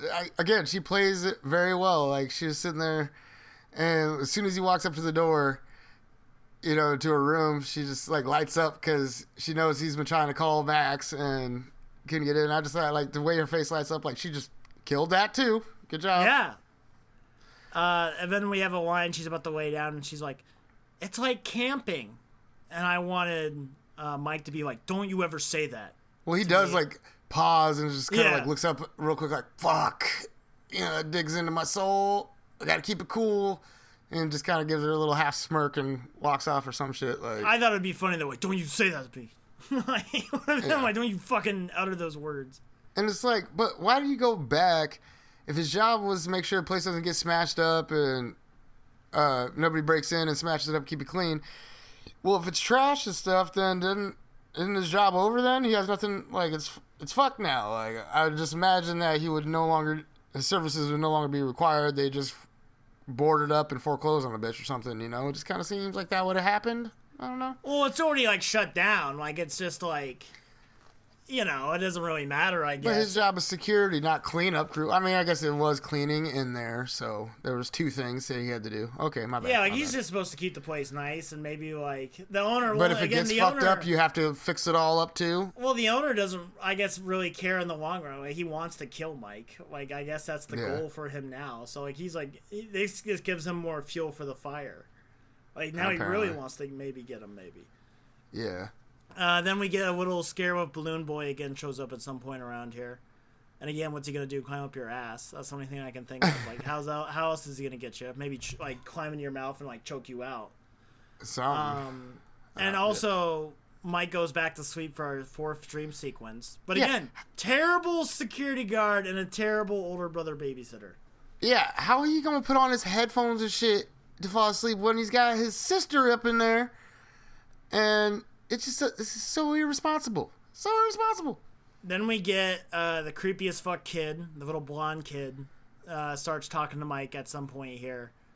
Yeah, no, just that kid's creepy. That kid's really, he does a great job too of this like, blonde kid and the way he talks and stuff. This is like our first introduction to him talking. Then Mike is woken up by the robot gang of animatronics tickling Abby, which... horrifying, and he almost like fights one of them. Like he whips out that chair and he's ready to like come at one of them, and he like backs off though because he's like he'll get destroyed. It's like a like look situation. At these fucking 6-foot robots that are creepy as fuck. Yeah, no. And also just again memeable face galore. Like they are just like their faces are great. The face. Yeah, they're like looking at him like really. They don't say it. They didn't really play it, but I gathered really out of their like slight look over at him. But yeah, no, I love the visual faces and whatnot. Then Mike returns home, and he finds a pic of a picture she drew, and it's of her and the animatronics. He finally realizes that the animatronics are in the drawing, which had to be and like really all cool of the drawings almost. So like her friends were actually these things. So she's been seeing them a while too. It's like, is this a family of spiritual ass motherfucking seers or something like that, like psychics or some shit? Well, there's a possibility of like, you know, kids that like already have that, you know, allegedly sixth sense, yeah. And then you throw the Garrett connection in there of like, I don't think she alive when Garrett got snatched. No, she wasn't alive. But again, like if Garrett, because Garrett isn't one of the 6 So they had another kid after the youngest got snatched. Yeah. Okay. That's her, yeah. She's a replacement baby. That's gotta be a tough role. Fucked up. That's terrible. Yeah, but she's a daughter though, so it's like you know she gets a little more separation than. Like, she was another little brother, like and her name was Barrett. He's super fucked up.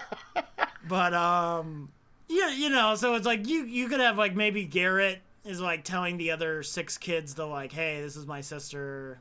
You know, kind of like a ghost whisperer situation, kind of a thing. Yeah, but he's not there, and I feel like he should be there. Cause he must have put his soul into a fucking animatronic, which I have questions about that later.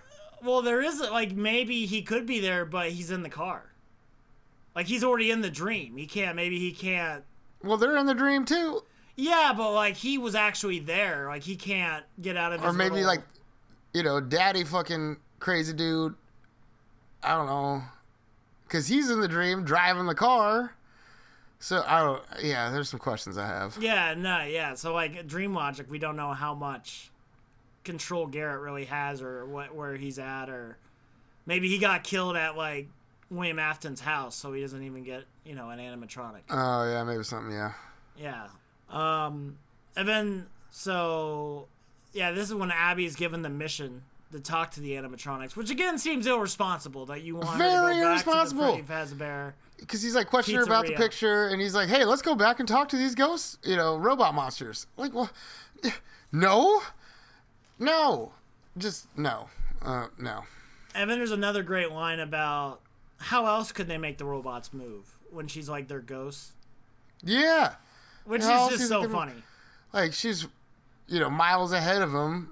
I don't know. And then we have another line in here of Remember Garrett, which I only bring up to bring up one of my favorite stories of all time, which is actually about a guy who passed away recently, where it was me, my dad, and cousin Roger were driving in Kentucky.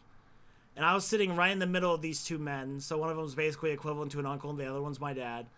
And my dad said to cousin Roger, isn't this where your wife died? Oh, and yeah. I was caught so off guard that it took all the energy in my universe and my soul to not just laugh. Because it was like, what the fuck, man? Like, what is wrong with you? Remember the worst day of your life? Remember how it happened right here? Like, Jesus Christ. It's like going down Highway 1 and asking Jerry, like, you remember, is this where your sister died? Like, yeah, no, like, what the fuck, man? I would never think to do that, but, Jerry has zero filter when he's not feeling Yeah, like, that's just what this line reminded me of. That's just what, remember Garrett? Remember our brother who died and you never met? Like, what the fuck, man? Like, just don't, what's wrong with you? Don't be bringing up people's worst days of their lives. Where the deaths happen? Like, nah, dude. Like, what the fuck is wrong with you? Fuck. That's just some old man level shit. I don't know. I don't know if I'll ever get that jaded. But, I'm well on the way. I can see myself probably being that cruel. Yeah, like, goddamn. So, Abby's given the mission. So then they return to Freddy Fazbear's Pizzeria. Vanessa is going through some guilt-ridden PTSD because she just happens to be there. Yeah, like they walk in and she's already there. Yeah, and she's like freaking out. Like she seems like really nervous. And like when they're walking in, I forgot where it was, but they have that overused that laughing kids audio track that everybody uses in every fucking movie ever. Those drive me crazy. I don't know if that's the one from the game itself. Because they have like a little celebration sound. That child laughter thing, almost in every single movie where there's some kids running around playing, they use that laughing track.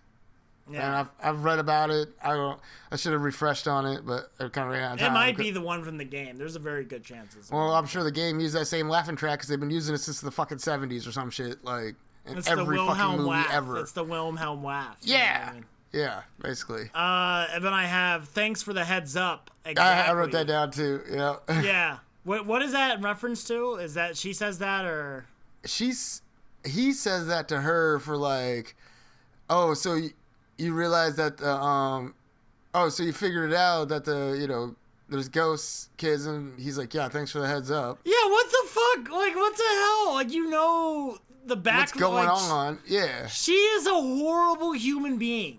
Yeah, she terrible put person. Mike and the sister in direct. The apple doesn't fall far from the tree. The serial killer psycho tree. Yeah, like she is not a good person. Like she is not the romantic lead in my opinion. Like that, she really brings this movie down. Like I'm really not trying to be mean. Her character, her act, everything sucks about Vanessa. Vanessa really sucks. Yeah, goddamn. And then, like, Vanessa knows these things are dangerous and, like, blows off Mike when Mike's like, hey, we should set some ground rules with these 8-foot-tall grizzly bears. I think there's normal height that, he's just the size of a child. There's another child, and Vanessa's just not very tall. So yeah. So they're probably normal height. They just seem 8 foot tall because they're all just little people. But it's just, like, she blows off Mike. Like, she's like, how tall are we going to make the fort? Yeah, it's like, I would not be okay with making a fort right now. I'm too busy processing this whole situation, A, and B, goddamn it, there I go again, listing this shit off, and like, they're laying there in the fort just next to these things. I'm like, no, I'm good. I'm gonna go stand over here. Y'all having fun. Cool. Yep. Nope. Also, fuck this fort scene. I hate the fort scene. I would have walked out of the theater. I went to this in theaters, and I wanted to walk out during this if I had not gone with my friends. I would have walked out. I think this movie loses the sauce right here. This is like just as bad as Vanessa to me. Because it's like you would never see Jason Voorhees build a fort with the people he's chasing down. Yeah, like having a tea party with the people he's about to fucking murder. Yeah, like it just. But he wasn't a child in some giant hockey masked up, body. It was, he was some angry soul in there. But I just, it was the kids playing with the other kid, basically actually trying to lure her in to be one of them. Yeah, like I think about it. I thought about it from that way, but it doesn't. It still doesn't make it up for it. Yeah, you're right. Like it doesn't. Like, it would be almost like if it was more evilish or something. Like, it's just so kiddish. And I could see your argument for it, but, like, it just loses so much of the tension for me. Like, the tension up until this point is still fairly good, where we have the dream sequences being creepy and weird. We just saw, like, 5 people get Yeah, it's like elevating. executed. Instead of elevating each scene we see them, it took 5 steps back. Yeah. Instead of pushing that tension forward. So. And then the music too is weird. Like it has all this hunky dory, happy music playing where they're building the fort, and it just loses the sauce. Like I just don't like the movie takes like a huge hit here for me. Like this really is like one of the we're talking about the reviews later, but like it really gets shit on by people. And to me, it's like Vanessa, some of the movie logic, and then this fort scene. I really think the fort scene is like I think the fort needs a roof on it. Yeah.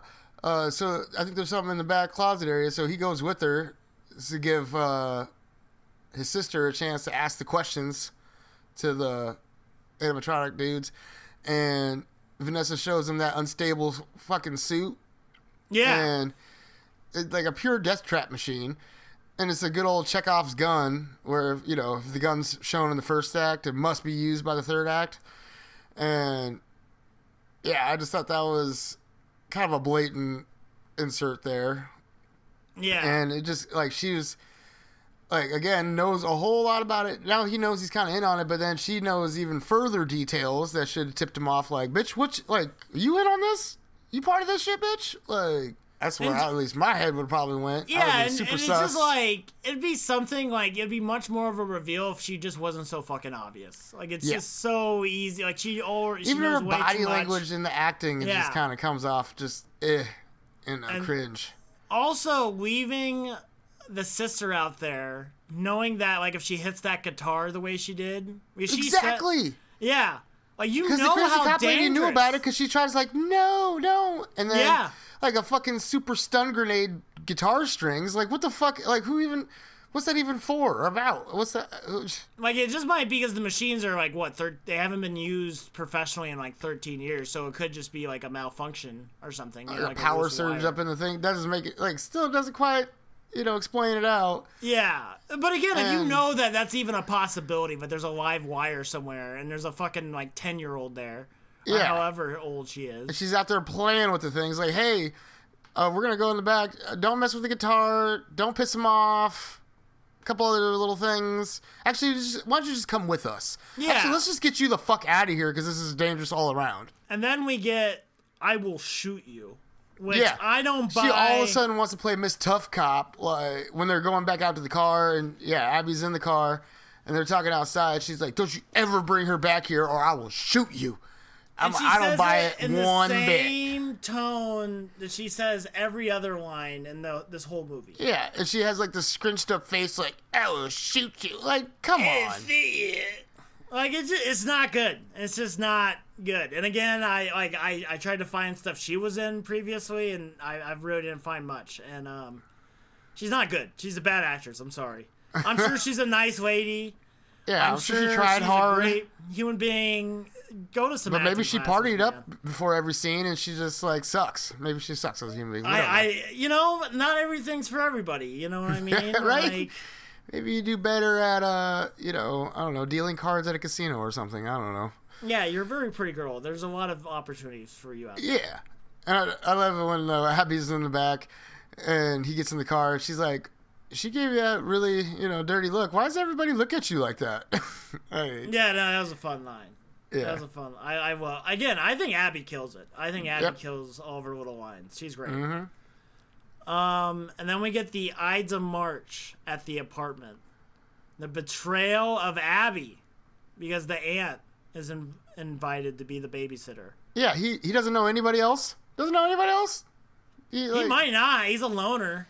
He is kind of, I guess. Yeah, he doesn't really have, I don't know. Probably hasn't made much friends since he was traumatized as a child, you know, because he's just a weird sleepy Tripping kid. balls all the time. Always tired out of his ass, yeah. You think he would be really, like, energetic, you know, because he's sleeping all the time. Right, it's not good sleep because it's all, like, reliving a traumatic event. I've had nightmares recently. Well, not nightmares, just, like, fucking crazy situations where I wake up and I'm just like, I got a full night's sleep, but I'm just kind of tired because I had to stress out all night in my dream. Yeah, no, you got those mom genetics where you just have random shit happen to you. At least it's not like weird, like, oh, giant balloons and this plant started eating my leg. No, it's just, it's pretty straightforward dreams, but I'm always end up like shooting somebody. It's crazy. But yeah, no, I feel that. My dreams are like bacon monsters eating me. See, yeah, you have the mom gene more than me. Like, yeah, no, like my shit makes no sense. And then like sometimes it's like really close to what happened in my day, and then I have to really sit there and think, did that happen? Yeah. You know? Yeah, no, it fucks with me a lot. Okay, so then Aunt Jane enforces Karen law, which, you know, it's fun fact, I did see that this woman did play a Karen in some other movie, which I thought that was really funny. She just gives me that vibe. Anne eats her bacon. The bacon was used to lure her out because she likes it. Yeah, and that's like cold-blooded too. Oh, like you just wake up and you smell bacon, you're like, fuck yeah, it's about to be a good day. Then you get out there and dumb Karen bitches there, like, fuck. Like, I would have been pissed off too. Shit. In the great words of Ice Cube, if she didn't have to use her AK. Yeah, if she had an AK, she probably would have. Yeah, no. And then Mike, we cut to the pharmacy, and Mike's a dick to the pharmacist. He seems like a perfectly nice guy. No, the pharmacist is a dick for inserting himself into his life. You don't sit there and, like, read someone's pills and, like, you know what I would do is some chamomile and honey. It's like, he snatches it up and dude calls him an asshole. I'm like, nah, dude, nobody asked for your fucking opinion. You don't know about this little hobbit man's life and what he's going through. Just shut the fuck up and give him the dude his pills and let him be on his way. Fucking asshole. I'm on the pharmacist side. I don't know. I'm on Mike's side. Fuck that guy. He's a nice little old dude. He ain't got nothing to say to nobody. You can sit there like, you give him some Viagra pills and be like, oh, you know what I use is just a little, like, no, fucking don't bother with other people's shit. Don't, like, mind your own fucking business. I'm pretty sure they probably teach you that in pharmaceutical class or whatever, you know, like, shit. It's like pharmacists, courtesy 101. Just give them their shit, let them be on their way.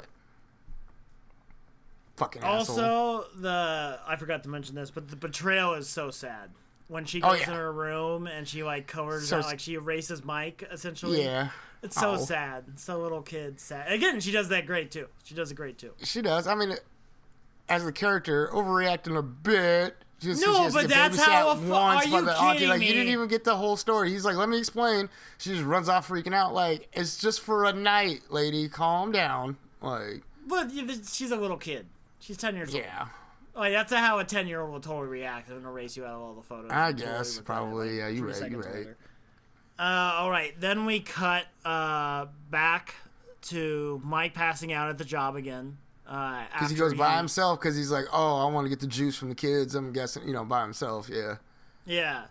And this is where, like, the evil demon child really goes into full 10th gear. That little blonde boy, creepy as fuck. Yeah. Again, like, Abby, again, for kid actress, wins the show. But this kid's great, too. This kid's really creepy, and I don't trust this guy. He's a demon. He is a demon child. Yeah, he's got to be something about that, like, because especially with the possession things and all that stuff, and they're like need to kill. Like, how did the daddy guy who snatched him convince them they need to be raging killers? Well, the lore is like when he kills them, he takes like everything from them, including like their humanity and whatnot, and he kind of controls them by essentially like racing I feel like there's past. some occult bullshit that needs to be like a scene. Like if there was a missing scene that I would like to see, it would have been like him in some back room of that pizzeria, just like, oh my mama, over some like fucking tome that he found somewhere locked up, and it's like transferring the souls and whatever and doing all this, manipulating their essence and putting it into the doll to make them all evil and shit and killers.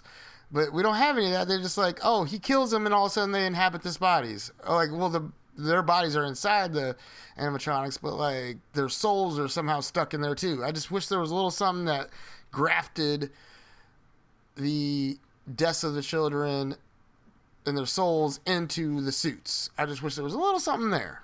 Yeah, and I'm sure, like, they've written books about Five Nights at Freddy's at this point, and, like... yeah, and there's literally books. Sure. There's literally books now. Oh, literal books? Oh, okay. Literal books. Like, volumes of, like, shit people writing about it, like... No, like actual book. And there's, like, 4... I haven't been following. Well, now I'm, like, wanting to get into this whole lore thing, because I'm, like, I have questions, and somebody better explain this shit to me. It's really dark. Again, I would highly recommend the MatPat video. It's a very fun... Like, because it would be cool to go through the MatPat videos, because it's like, you would find stuff out as we did back then, you know? Like, really, we found it out through the MatPat stuff.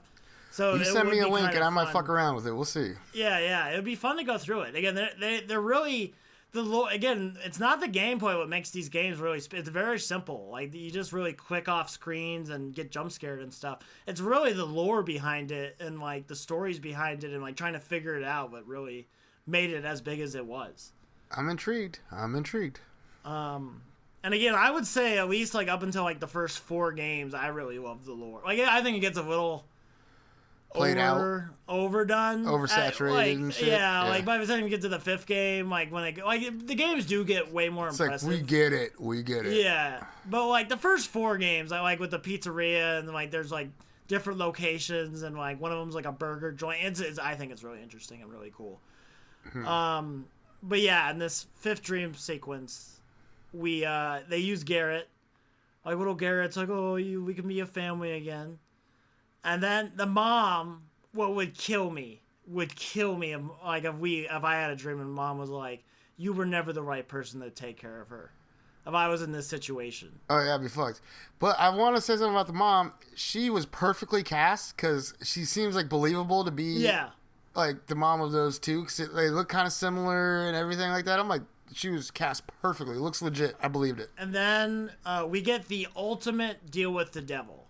Yeah. This is like, to me, the ultimate. This is what the deal with the devil means. It's when you have to trade something in the present for something in the past for like for an idolized future what probably didn't even exist back then, but also is like totally perfected in your mind, you know what I mean? Well, he said it was like, while the parents were alive, they'd hold hands and say grace and shit at dinner, and it's like, I thought it was cheesy back then, but he misses it now, basically, and I mean, so maybe they did have that idealistic, upper middle class kind of life going on, and it could have been the shit all around, who knows?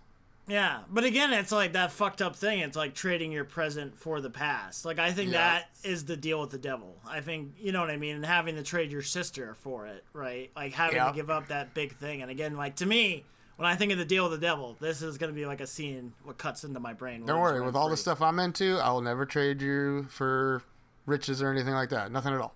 No, I was thinking about it. I'm like, no, I wouldn't trade my siblings or family or fuck that. Yeah, get the fuck Couldn't out. do it. I just like, I'll die. I'll get there eventually. It's fine. I'm like, Mom, you had your time. That's on you. I'm sorry, bud. Sorry, cousin Ron. You got to live till 83. You lived way longer than you should have, to be honest. I thought you've been dead for the last 4 years. He had 2 heart attacks 5 years ago. The fact that he made it as long as he did is honestly an achievement for medical science. Right? Yeah, life achievement right there, dog. But yeah, he is bogus as fuck for even temporarily agreeing to the creepy blonde kid's offer. Like, that's just like, you're fucked up, dude. I know you're in a dream, might have all your faculties, but you seem to be lucid dreaming pretty strong. You're a twat and a stupid ass. That's all I gotta say. So he went to sleep, and then he woke up in a Saw movie. Because he wakes up after like the kids have shanked him, which is kind of a cool little scene where we see like all the kids as the kids slicing like them up, running around him. Which kind of would have been it would have been cool to see it as the animatronics. I wonder how that would have looked because they're all. But it is kind of, I do like the kids doing it. I think it's kind of a. But like, is it from the dream and it manifests in the real life? No, because that first cut he got, I guess, was in Freddy'S, or in the pizzeria. So like, did one of them just come up and slice him, and he dreamt it, but it happened in real life? No, I think that's what happened. I think it happened in real life. Oh, He's okay. Just like, okay. I wasn't sure if it was like the dream manifested the wounds or something like that. I was just curious. I wasn't sure. But yeah. So you would think that like you would wake up from that though. Yeah, like so. Yeah, he wakes up in the scene. He gets out of the fucking chair, and he crawls away. And then all of a sudden, he just like wakes up in the police, supply depot with the dumb bitch. No, but then real quick though, like he wakes up and he sees all the dead bodies.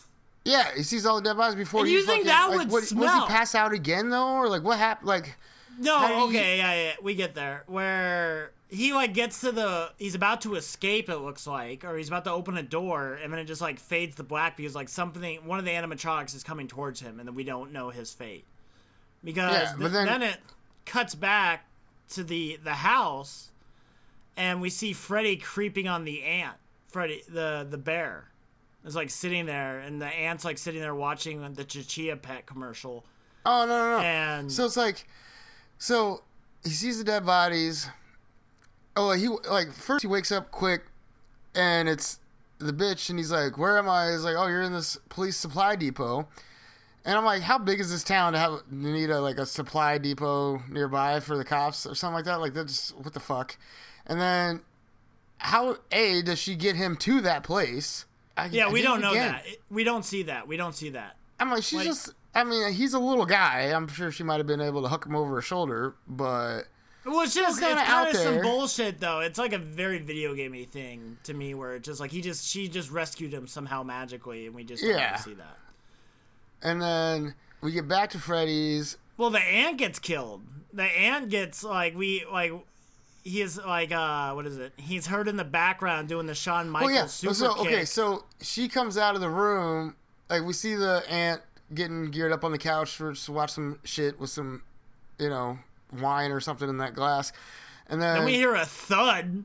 Yeah, we hear a thud. So the little girl comes out, and it's Freddy standing in the doorway. Yeah. And then she walks up. She's like, "Freddy?" And then the little creepy boy comes up. He's like, "Not Freddy." So, like, whoa. Like... Who are you then? The demon. Well, I assume she's been seeing him though the whole time. She's been seeing him the whole time though. Remember, like with the pictures but she. But I guess she calls out Freddy, but then sees the little boys. The little boy's like, not Freddy. That kind of creepy. Yeah, no, up. He's creepy though. No, he's just. I just think anything that kid says would just be creepy. He does such a good job. He does a great job. Yeah, but he's like. When he says all creepy, she just fell asleep. Aunt Janet. Auntie just passed out on the floor there. And that laugh, too. Like, I'm like, this kid's fucking evil, dude. This kid's fucking... I like your demon theory. Yeah. It makes sense. I just can't think of anything else. Like, he might have been innocent when he got killed, but no, I don't know. I mean, maybe that kid he really took on the role of, I'm going to be a psychotic spirit boy. Well, I guess you would be pretty fucking bitter, though, if you were like 8 years old and you get fucking killed by Matthew Ward. I had my whole life ahead of me. Yeah, you'd be like, fuck all these kids. I'm going to fucking murder all of them, you know what I mean? Yeah. I guess. Like, that's the kind of their shtick is they want to cause more of them to become animatronics like they are. Like, join us, like Children of the Corn kind of shit. Join us. We all float down here. Yeah, we all float down here. I can't do it. God damn it. We all float down here. And you'll float too. He does that. I love that movie. Yeah, we have to do that one at some point. Yeah, at some point. And then we get the taxi part. Like, how are we going to get there? And it's like... Yeah. The cab's already out there waiting, so the boy can call people. You know what? I'll give it to it. I get a free pass from the Supreme Court of William. I think it's a funny little scene. I had just some questions like... She gets in the back, and he looks back. He's like, "Where you going, little lady?" No. Where your parents at? Very creepy. Very creepy. If I was that driver, I'd be like, "Where's your parents?" No, bitch. I ain't taking you anywhere. What the hell? Do you need to go to like the hospital? You need to go to the police station? What's going on? Is there somebody after you? And then I'd just be like, no. I'd probably kicked her out or something, and immediately call CPS, the police, somebody with authority. Well, like, hey, there's some little girl trying to get a ride in a cab to the middle of nowhere, like, pizzeria. No. And then the fucking giant animatronic thing in there, he's just like, oh, like, what's that about? Just double ride? Like, he doesn't seem to faze him at all, and he still delivers them to the place? Like, get the fuck out of here. I don't know. Honestly, though, like, of the robots I'll call it video game movie logic, you know. I admit it. Like, it's totally outlandish. But I'll give it a pass. I think, it's just like the whole thing is outlandish, and I think it would be, like, to the movie's betterment if it just embraced the weirdness a little bit more like this. I think it would have been... Like, I was expecting, like, the animatronic dude to rip off the guy's head and then hop in the driver's seat himself or some shit. I don't know. How did you get there in the first place? Did Freddy just run all the way to the fucking house and then they called the cab? I assume or did he take the cab there and he's like, hey, wait here 10 minutes. You know, I'll be right back. Gotta go kill this bitch inside. Well, the guy was surprised by the animatronic, so I assume the animatronic walked there. Okay. Which, again, that's a weird thought, too. Is it walking, like, on the side of the interstate? Yeah, or, like, down the street in the town, like, somebody ain't letting their dog out, and, like, what the fuck is that? You know? Yeah. I don't know.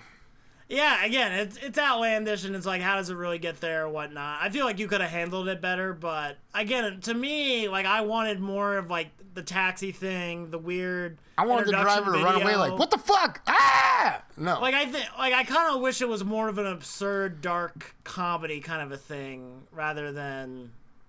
Yeah, I wanted to force laughter out of that, or like, oh, that's, like, fucked up, instead of, like, I don't know. It just kind of pulled me out, because... Why would he agree to any of that as a cab driver? He's like, I get all the weirdos, and pulls off. No, fuck that. That's more than just weirdo shit. That's fucked up shit. I just think my bar has been ruined at this point by Vanessa so hard because I expect so much out of Vanessa to do stuff that I don't mind the taxi driver not doing anything because I'm like, Vanessa, like, my expectations for what people should do in this movie are already so off and low. You know what I mean? Well, I guess I'll accept that then, in that regard. But it doesn't work for me. So then we get, what do you call it? Mike wakes up in Vanessa's shed, or the police. Yeah. You know, armory or whatever it is. The police. She said supply depot. Okay, like they don't have a storage room at the police station? Is that, like, behind the police station? Is that across town? And then another thing with this whole thing is this when we find out, like, Vanessa goes full mask off, and she's like, oh, yeah, there was dead bodies. Yeah, she's got all the juice now all of a sudden. And then it's like, you knew that there were dead bodies when we were building those forts. Like, that's super fucked up. Like, the bodies are in there, I assume, as skeletons? Yeah, now, probably, by that point. But still, though, that's like, imagine your little sister... And she's in there playing along with them, like it's all cool and hunky dory. Yeah, like corpsed, like just so like she's super like morbid in the head. She's fucked in the head.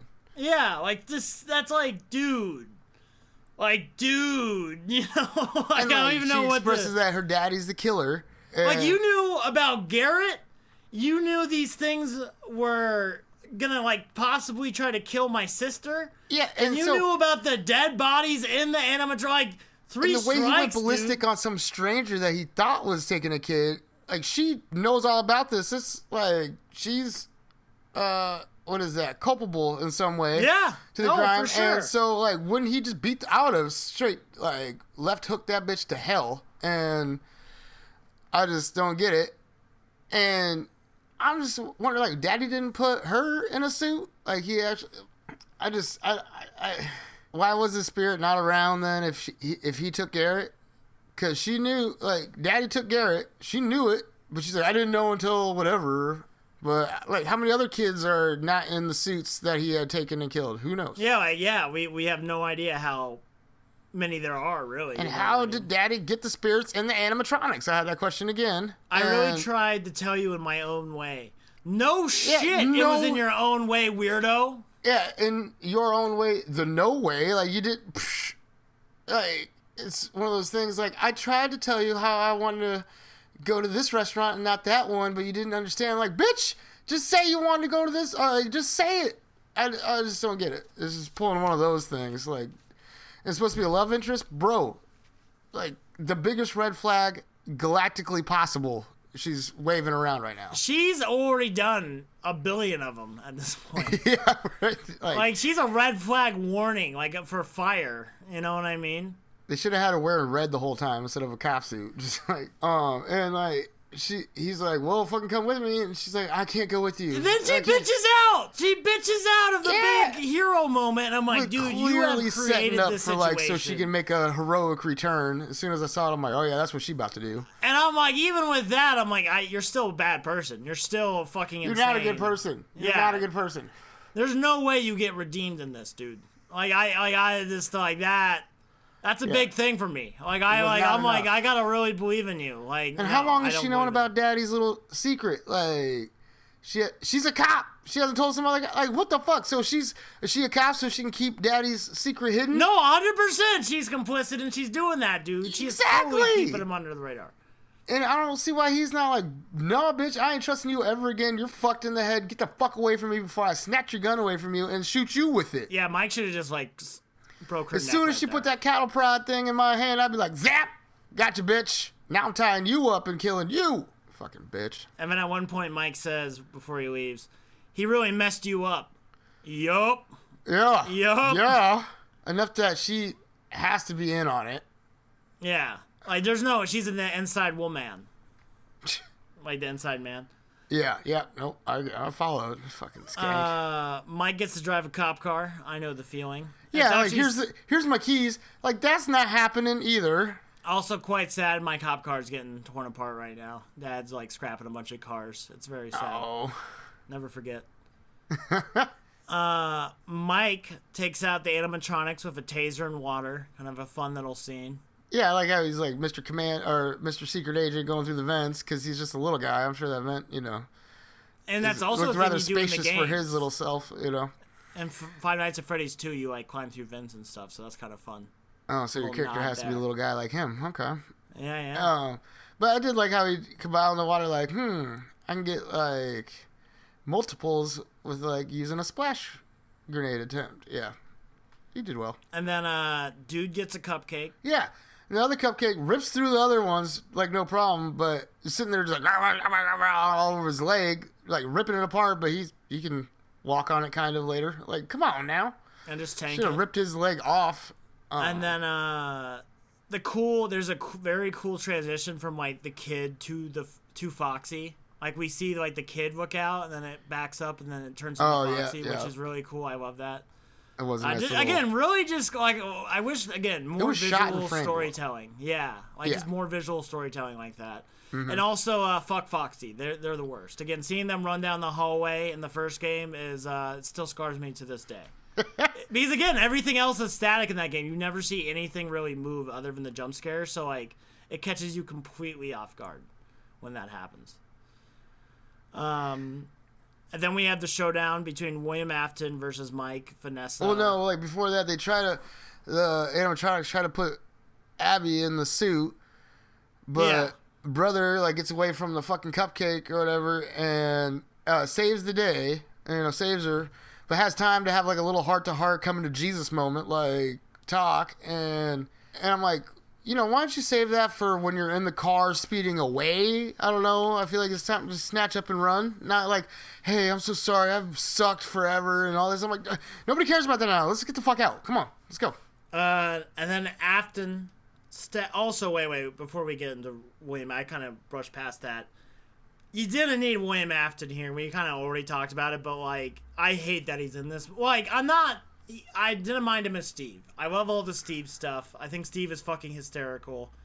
Like, just everything. Just how he explains it and him busting Mike's balls. Fantastic. But... go ahead. The reveal of William Afton feels really rushed and did not need to be in this movie. You already just have the bad the guys. Helmet like we didn't already know, and then I don't know. I do like how she is trying to like get away from the one dude, and she has in that ball pit. I think we skipped past that a little bit. It was right before dude shows up. The Yellow Rabbit dude shows up. Yellow Rabbit Daddy is what I called him. Yeah. She has in the ball pit like a thug. I would have pooped myself personally if I was. No, I'm dead. I'm dead in this situation as a little kid. At that age, especially too. Fuck that. I couldn't even take the trash out to the damn the burn barrels without somebody like looking out the window or something like that. Because I was like, nah, fuck that. Blair Witch is gonna get me. I have told my friends multiple times, like if it's like a human serial killer, I'll try my best. I'll go in there and I'll fight him. Yeah. But if it's like a fucking robot that's like controlled by demonic children, nah, you're on your own, bro. Yeah, I'm like, good. I'm running my ass off. And I don't have an ass to begin with, so it's like I'll get as far as I can. But no, it's like when you go outside of mortality, I would expect you to do the same. Don't come back for me. Remember me. You know, don't risk your life. Don't worry, I won't even let us get in this situation. Robot. My black half would not allow it. Like, nah, dude, we out. I've seen horror movies. We never make it. Like, yep. we're not going in there. So okay, yeah. And then Yellow Rabbit Daddy shows up, stabs Vanessa. But he somehow reactivates the incapacitated robots. Like, he's got to be some sort of like necromancer, fucking dude who can control spirits or something. Because that's when he kind first of what shows they up, allude to. He reactivates the inanimated ones that dude knocked out with the water and zapped them. So I'm just saying, there's something missing here where he just has this power to do all this at will, and I wish I know he's had like a little the explanation. builder engineer behind, like he builds all the suits or whatever. Yeah, but like have a remote in your fucking pocket that clicks it, or a magic wand that he wiggles around and fucking brings him back. Something. Yeah, no. Again, I don't know. There's books written. I'm sure there is some type of lore reason in there somewhere. No, I'm gonna ask the AI. I'd be like, hey AI, is anything said in all this stuff that like explains these things? Also, very refreshing that he's just like a straight up villain. Like, there's no redeemable qualities in this guy, and I love it. Like, he just stabs his daughter. Just stabs it. Barely even flinch. Doesn't even flinch. He's just like on to the mission as soon as he stabs her. I love it. She's like, it's Daddy. Very refreshing. And he's just like, whatever, bitch. And just like walks out. Because like, I raised a shit daughter. I'm a shit person. Whatever. It's cool. Again, we're going to talk about it tomorrow. That there's a character in that movie which is not redeemable in any which way, form, shape, and they act like she is. Oh, yeah. No, we'll get there. And it's just like, again, I hate that. I hate that trope. I fucking hate it. Like, some people are pieces of shit and they have no... There's just like a certain point in life where you, like, you know what I mean? Where you do things and you're just not redeemable. You I don't care what good you do afterward. You could, get a million kids Christmas presents. You could cure cancer. You can stop all wars. You're still a piece of shit. I don't care. Like if you're Ed Kemper, you can't unfuck your mother's dead throat hole. Like, you just can't. You just can't do it. You just can't. There's no coming back from that. Yeah, and it's just like, that's kind of, again, once you stab your daughter, you just can't. Or you commit a mass genocide, planetary genocide, and kill your family. But we'll talk about that tomorrow. But yeah. I kind of love the little hieroglyphic photos. I never can say that word either. Like, like cave paintings. Hieroglyphic? Yeah, hieroglyphic. Like how she's showing those little pictures of what happened. And I just like how they're drawn. Like, there's a little kid drawings of, like, the bunny killing the kids. Yeah, and, like, she whipped that up in no time. I guess she's had plenty of practice, but... It's just, I don't know. I love the idea of them being like, oh, that's actually what happened. Like it's like seeing a cave painting and like, oh, I get it now. I don't know. I just think it's funny. I just love the idea of. It's just like, I guess they're kids. I'm like, you haven't come to this conclusion sooner? You haven't figured this out? Well, again, I don't know. Their memories might have been wiped or whatever. Maybe some voodoo shit happened. Again, more necromancy voodoo shit that we're not seeing. There's got to be something there. I think that's just a really hard concept to get across. I could think of one scene. That's all it need to take. But again, in a you're back like room in with some the big tome and some voodoo shit and you're already some deep magical in that shit. remote. You gotta think about your average viewer, man. You know what I mean? Like, you gotta get all that shit across in a very short amount of time. No, I think it would be just kind of hard to pull that off. Like, if you like put a voodoo like you have like Matthew Willard. Yeah. And then it's like supposed to be a big reveal. Again, he shouldn't be in this movie. He should not be in this movie. Well, Steve should be in this movie. William Afton should not be in this movie. Because I think like the third movie, like you were saying, in the third game or something. That's when he comes in. Yeah, because that would make like the whole thing a lot deeper. I feel like this brings everything to the surface right away. Yeah, and it's just, I think it's just a waste. And I guess he is going to be in the other movies, but again, it's like, what are they going to do? It kind of makes sense for the third one for him to be, because that's what he is. He's the animatronic bunny in the third one. And it's really cool because the bunny's all fucked up. Like, the bunny's all dilapidated, like, really bad, and it's really cool. And it's the only one you fight. Like in the other games, there's 5 of these assholes. Like in this movie. But in the third game, you literally only have to deal with one animatronic, and it's him. Which is really cool. Oh, and we also rode past the, the daughter's like, you're not going to shoot me. And as soon as those words, before he even can finish, shoot me, she shoots him. It's not redeeming her character, but because she's just a shit child, a shit person, so of course she's gonna shoot you. What the fuck? And then also we get another 2 things. That's 2 things. They bring that back, and then I think they brought that back. I forgot what he said, but yeah, she's like, that's 2 things. And then he's like ah, stab her, stabs her. Which is pretty funny. But yeah, and then we defeat William Afton, or the animatronics do when they find out the truth. Yeah, the cupcake goes up and starts chewing on his chest. I'm like, it's a bunch of foam padding. And then I'm like, oh, it broke the fucking spring safety mechanism thing, so they all start going off. And he's starting to get stabbed. And I'm like, wouldn't he have a better version of the suit for himself? And she was saying earlier that the older models of the suits would be unsafe like that. You'd think he would have perfected the design a little bit, especially for his own suit in so many years. Just saying. You gotta live on the edge, man. You gotta live on the edge with the possibility of that spring lock going off at any moment. You gotta get off. No, for other people, not for your own motherfucking suit. Hey, man, he's already a serial killer. He likes living life on the edge, Apparently. I mean, I feel like that's edge enough. You don't have to... once you want to make sure you stay alive to keep serial killing and, reminiscing in the dead people you've killed, the thoughts of all the dead. I don't know. I'm not a serial killer, so I don't know. A horrific way to go, regardless. Slow stab every, couple seconds. Yeah, it's just not... No. Death by, 1,000 cuts. But, anyhow, we cut to the hospital, and we find out, Jesus fucking Christ, Vanessa's still alive. No, it cuts to the car, and he's asking her, pizza or spaghetti? Oh, yeah. I'm I'm just saying she's a thug again for both. I'm yeah, that's what I'm saying. What would you pick, pizza or spaghetti? Ooh. Well, it depends how they cook spaghetti, because, spaghetti can be really good, but pizza's always a win. So if it's Jer Bear, I'm picking spaghetti. His spaghetti's really fucking good. If it's me, cooking, preparing the meal, I'd go with the spaghetti. So, but... anybody else, I don't trust them, so pizza. But yeah, it's real hard to fuck up pizza. Even shit pizza anywhere, it's always good. I mean, I don't think I've had a bad pizza. I've had some shit pizza, but not I still ate it, And then she asked him, can we visit them sometime?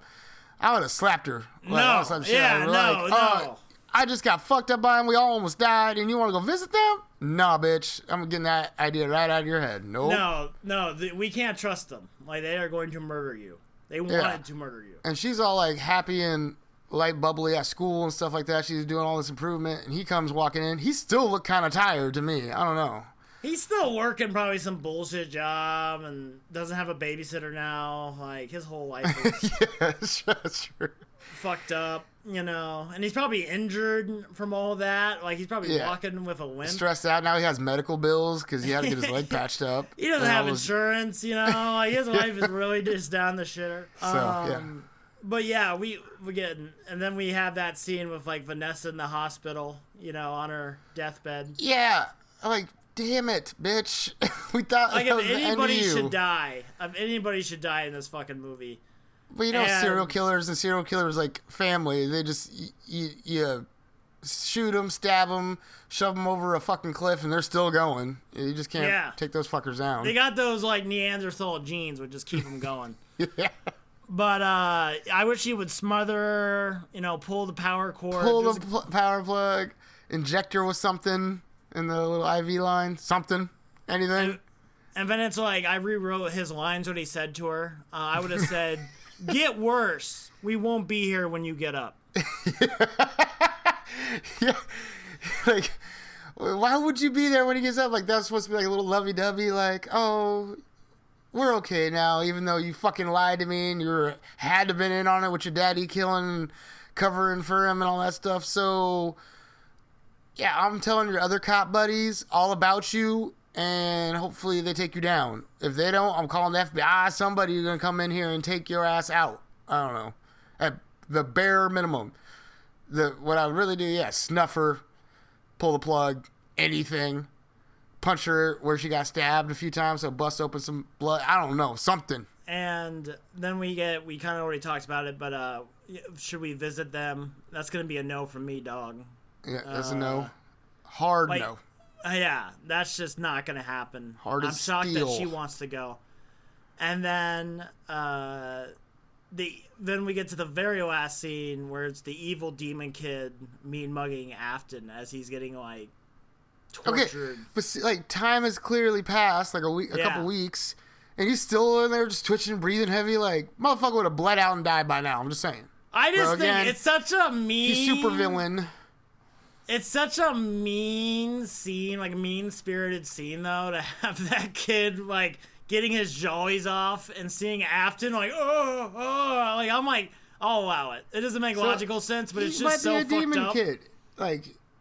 He just fully transformed from child to demon. He started off as the prey, but now he is, the hunter, you know what I mean? He's flipped it.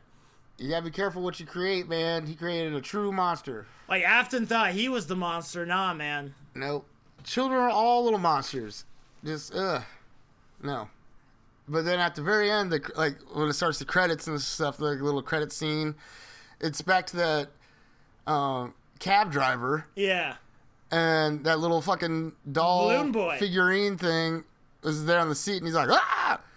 And so he must have made it, taking the robot to the fucking, and the, Abby to the fucking pizzeria, so, I don't know, was he somebody? Is he, No, yeah, he's in the games. No, he'll kill you. Yeah, he's in the Five Nights No, I'm at Freddy's talking too. about the cab driver. No, he's not in it. Really? Okay, yeah. I just thought, he might have been somebody, but, yeah, the whole thing's a trip. I love Balloon Boy fucking with people, just popping up in random spots. Yeah, but then it's the full end, so yeah, shit. Yeah.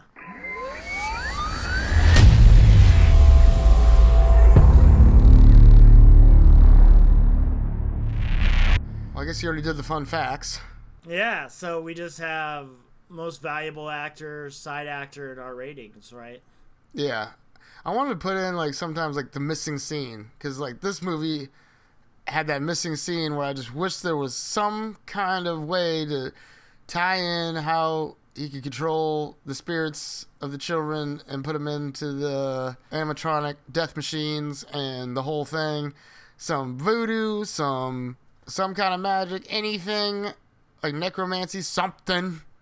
I just wanted something. Again, I just don't think William Afton should be in this movie. I think Steve should be in the movie, but William Afton shouldn't be in the movie. And he just still kind of comes off as that teenager from Scream for me. I don't know. His voice just seems too light to be that old. As the job counselor, he's just so funny to me. Just everything he said, and just being so creepy and busting, his balls. I just thought he did a great job. I just loved him in that. I don't even really like him as William Afton, honestly.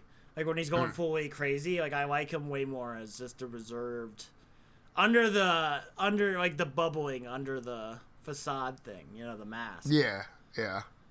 Especially when you think back on it or watch it a second time, and it's it's even more creepy the things he's saying. He's really just witty. Yeah, after I watched it the second time, because I said the first time we watched it at Dee's house or something. A while ago. When you said it, when you said me, we've seen this before. I totally remembered. Yeah, I was just when I first started seeing it, I'm like, this is all very familiar. And I'm like, we had to have seen it. Yeah, it was, but it's been 4 years or something like that, 3 or 4 years. Yeah, 2 years. So I was at Dee's house 2 years ago. We must have seen it at my apartment then or something. Yeah, I don't know. I don't know when we watched it, but it's been we seen it. Yeah, all right. You're show running. What's the next step? Okay. Most valuable actor. Who's your most valuable actor? Well, of course, it's the Abby, the daughter. Abby, yeah, I gave it to Abby too. I thought for her first real movie, she killed it. And again, It's funny. I just read the Jeanette McCurdy book. It is all about like her being a child actress and her mom being a big piece of shit. Like the book's called "I'm Glad My Mom Died." Fantastic book. Her mom's a piece of shit. So like she wanted. Aren't a lot of those like child actors' parents kind of shitty? Oh no, yeah. And it's just like she cheated on her dad, and like all of the kids. She had 3 kids, and none of them were from her dad. And the dad raised her whole life, like with the mom. And then the mom. So she could play that traumatized girl pretty well.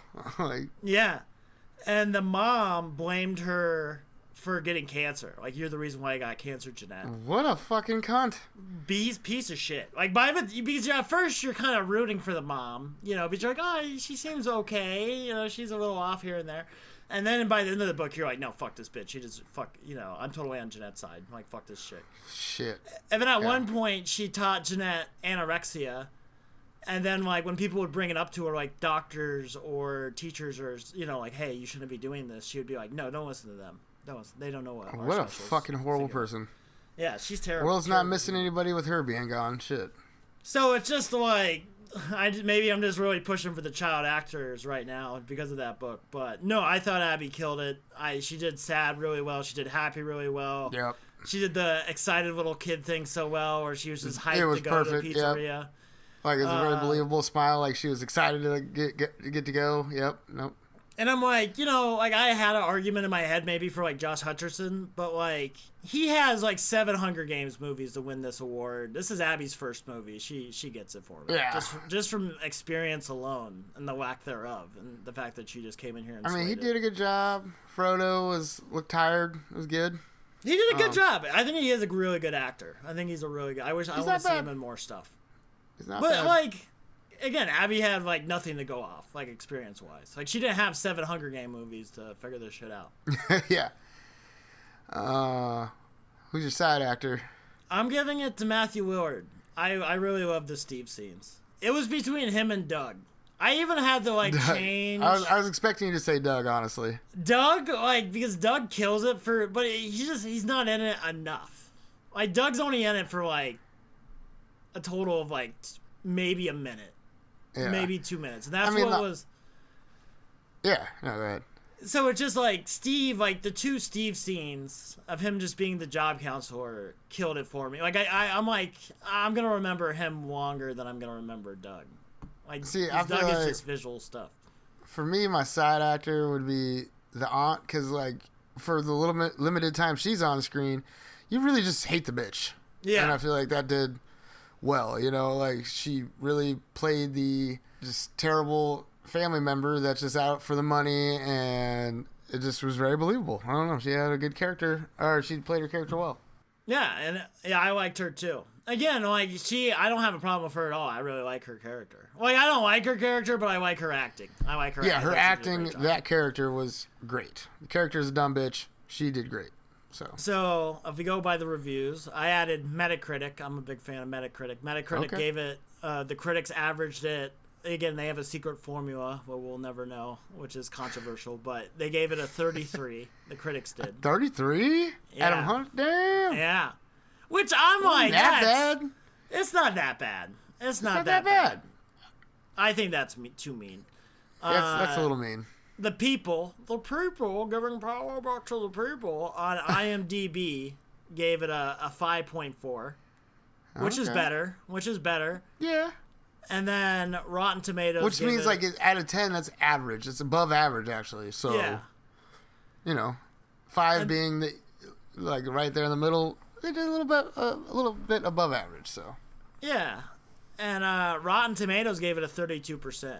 Well, they're never happy. Yeah. And I'm like, I don't think that's accurate at all. I think, I honestly, I think I do like this movie a little bit more than the critics and stuff like that. I do think there's a lot of goodness to it. I think there's just a couple fatal flaws. I think William Afton is rushed at the end. He shouldn't be in this movie. Yeah, I think the whole ending was a little bit rushed, and the reveal and all that stuff was just kind of meh. And they gave a lot of it away early, And Vanessa sucks. Vanessa tanks this movie like 2 points. Like 2 out of the 4 points is Vanessa. And then there's just some logical gaps. Like Vanessa, like it's really hard to know. Like Is she just doing this because she's the inside person, or is she's actually gotta be in on it? Yeah. So it's but we don't know for sure. I think she's supposed to be played off as like, I'm just an innocent daughter. Oh, I didn't know. Like, she didn't even say that. Like, I had no idea about any of this. No, she knew about all of this. And you didn't do anything? You're a fucking cop, bitch. You didn't stop your daddy? You know your daddy's working somewhere? Like, did she know that her daddy was, like, sending people there? Like, she had to. If she keeps checking up on people, so she know daddy's sending somebody. She didn't say, like, it's my dad. I don't know where he's at. I don't know how he's, like, hiring these people and getting them somewhere. But you're a fucking cop. Investigate, bitch. Like, nah. There's nothing. Vanessa is the hardest role in this movie to play, and it's played by the worst actress, worst actor in this movie. It needed to. You needed it to be the most valuable character. You needed it to be the most valuable actor, and it's just the worst actor. To sell it all, and she totally face flopped this one because she had to play both sides. Like she had to be a spy essentially. I just wish there was some written somewhere too. Just kind of like, was she in on it? Was she not? Yeah. Just so we have a little concrete. I assume she'll be in the sequel.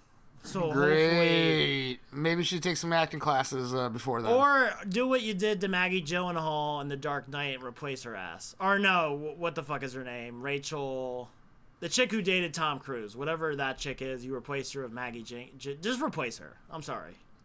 I don't trust her to get good at acting within 2 years or whatever. Yeah, I mean, hopefully they have someone like on set, like an acting coach right there. Like, okay, this is how you need to do the scene, and we're gonna take 50 fucking takes until you get it right. Maybe if you give her some more takes, give her some different direction. I want to see Vanessa succeed. I want to see everybody succeed. Let's see if she can redeem herself. When the movie comes out, we'll review it again. I'll review that one, and we'll see if our opinions change. Yeah, and again, don't have high hopes for it, but I think they've listened to the feedback and whatnot, and I'm like, we can't be the only ones who see this, so yeah. Yeah, because again, I think the fact that you can diagnose these problems, I think so easily, I think is a good sign that hopefully. Yeah, even like by amateurs like us, like if we can point it out, professionals are probably like, okay, bitch, we got some work to do. And again, a lot of this movie, again, the first 45 minutes of it, I think, is pretty spotless. Pretty solid. Besides her performance, like, fucking it up. Yeah. And the fort. Don't you fucking do that fort bullshit again. It just ruined the stakes for me. Well, what was your rating? I give it a 60. I like a lot of the acting in this. I think they solve a lot of the problems I think you would have with this type of a movie. Like, again, you need people to get killed. I thought they handled that in a fairly decent way. I like the aunt. I like Doug. It was a fun movie for me to like pick the most valuable side actor because there was a lot. Yeah. There's Doug. There's the aunt. There's the dumb bitch babysitter. And Michael. Yeah. Matthew Willard. Like there was choices. I really had to sit there and think. It was not as easy as like The Prestige where I'm like Hugh Jackman. Yeah. Like, it just came immediately. I had to kind of sit there. Even for main actor, I'm like, Josh Hutcherson did a great job, too. Yeah, I think... You know what I mean? You're right. Like, I think a lot of that acting was pretty solid all around across the board, besides Dumb Bitch. And Evil Demon Kid. Another great side actor. Evil Demon Kid. He barely had, 3 words for lines, but he fucking killed them all. He's memorable. He's memorable. I'm going to remember that. He's going to be haunt my dreams for a while. You know what I mean? Yeah. And fucking... Yeah, I gave it a 58. So that's kind of fun. We almost identical. 5.8. I said 5.8, but 58 because that's our scheme. But so 59. So it's not great, but it's like above average. The next show is gonna be. I don't know how we're gonna do this, but yeah. I had a philosophical debate about 10 versus or what is it? What is the lowest you can give a movie, 1 or 0 for our next movie?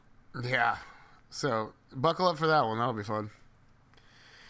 And we'll be recording that tomorrow. Which is or Saturday, if you get some sleep, maybe, make sure you get a nap in. No, I'm probably going to go to bed right after this just because. Yeah. I was like, we're in a game, but I'm like, I might just, We can do that tomorrow. We can do that tomorrow before. Yeah, we can do another pre-game video game. Yeah. And again, we still have to do like the survival stuff on Orcs Must Die when I'm like we'll beat the campaign and then we'll cut over to like the endless stuff. There's an achievement to go to like wave 40. So we try that out. Yeah. Cool. So. Yeah, Section 31. That's our next. Oh, I don't movie. Have. You have to do the whole sign out thing. We didn't do the whole sign in. Like, welcome to Two Bros, One Film. We didn't do any of that. Well, this is my version. Maybe I don't have that. Maybe I just,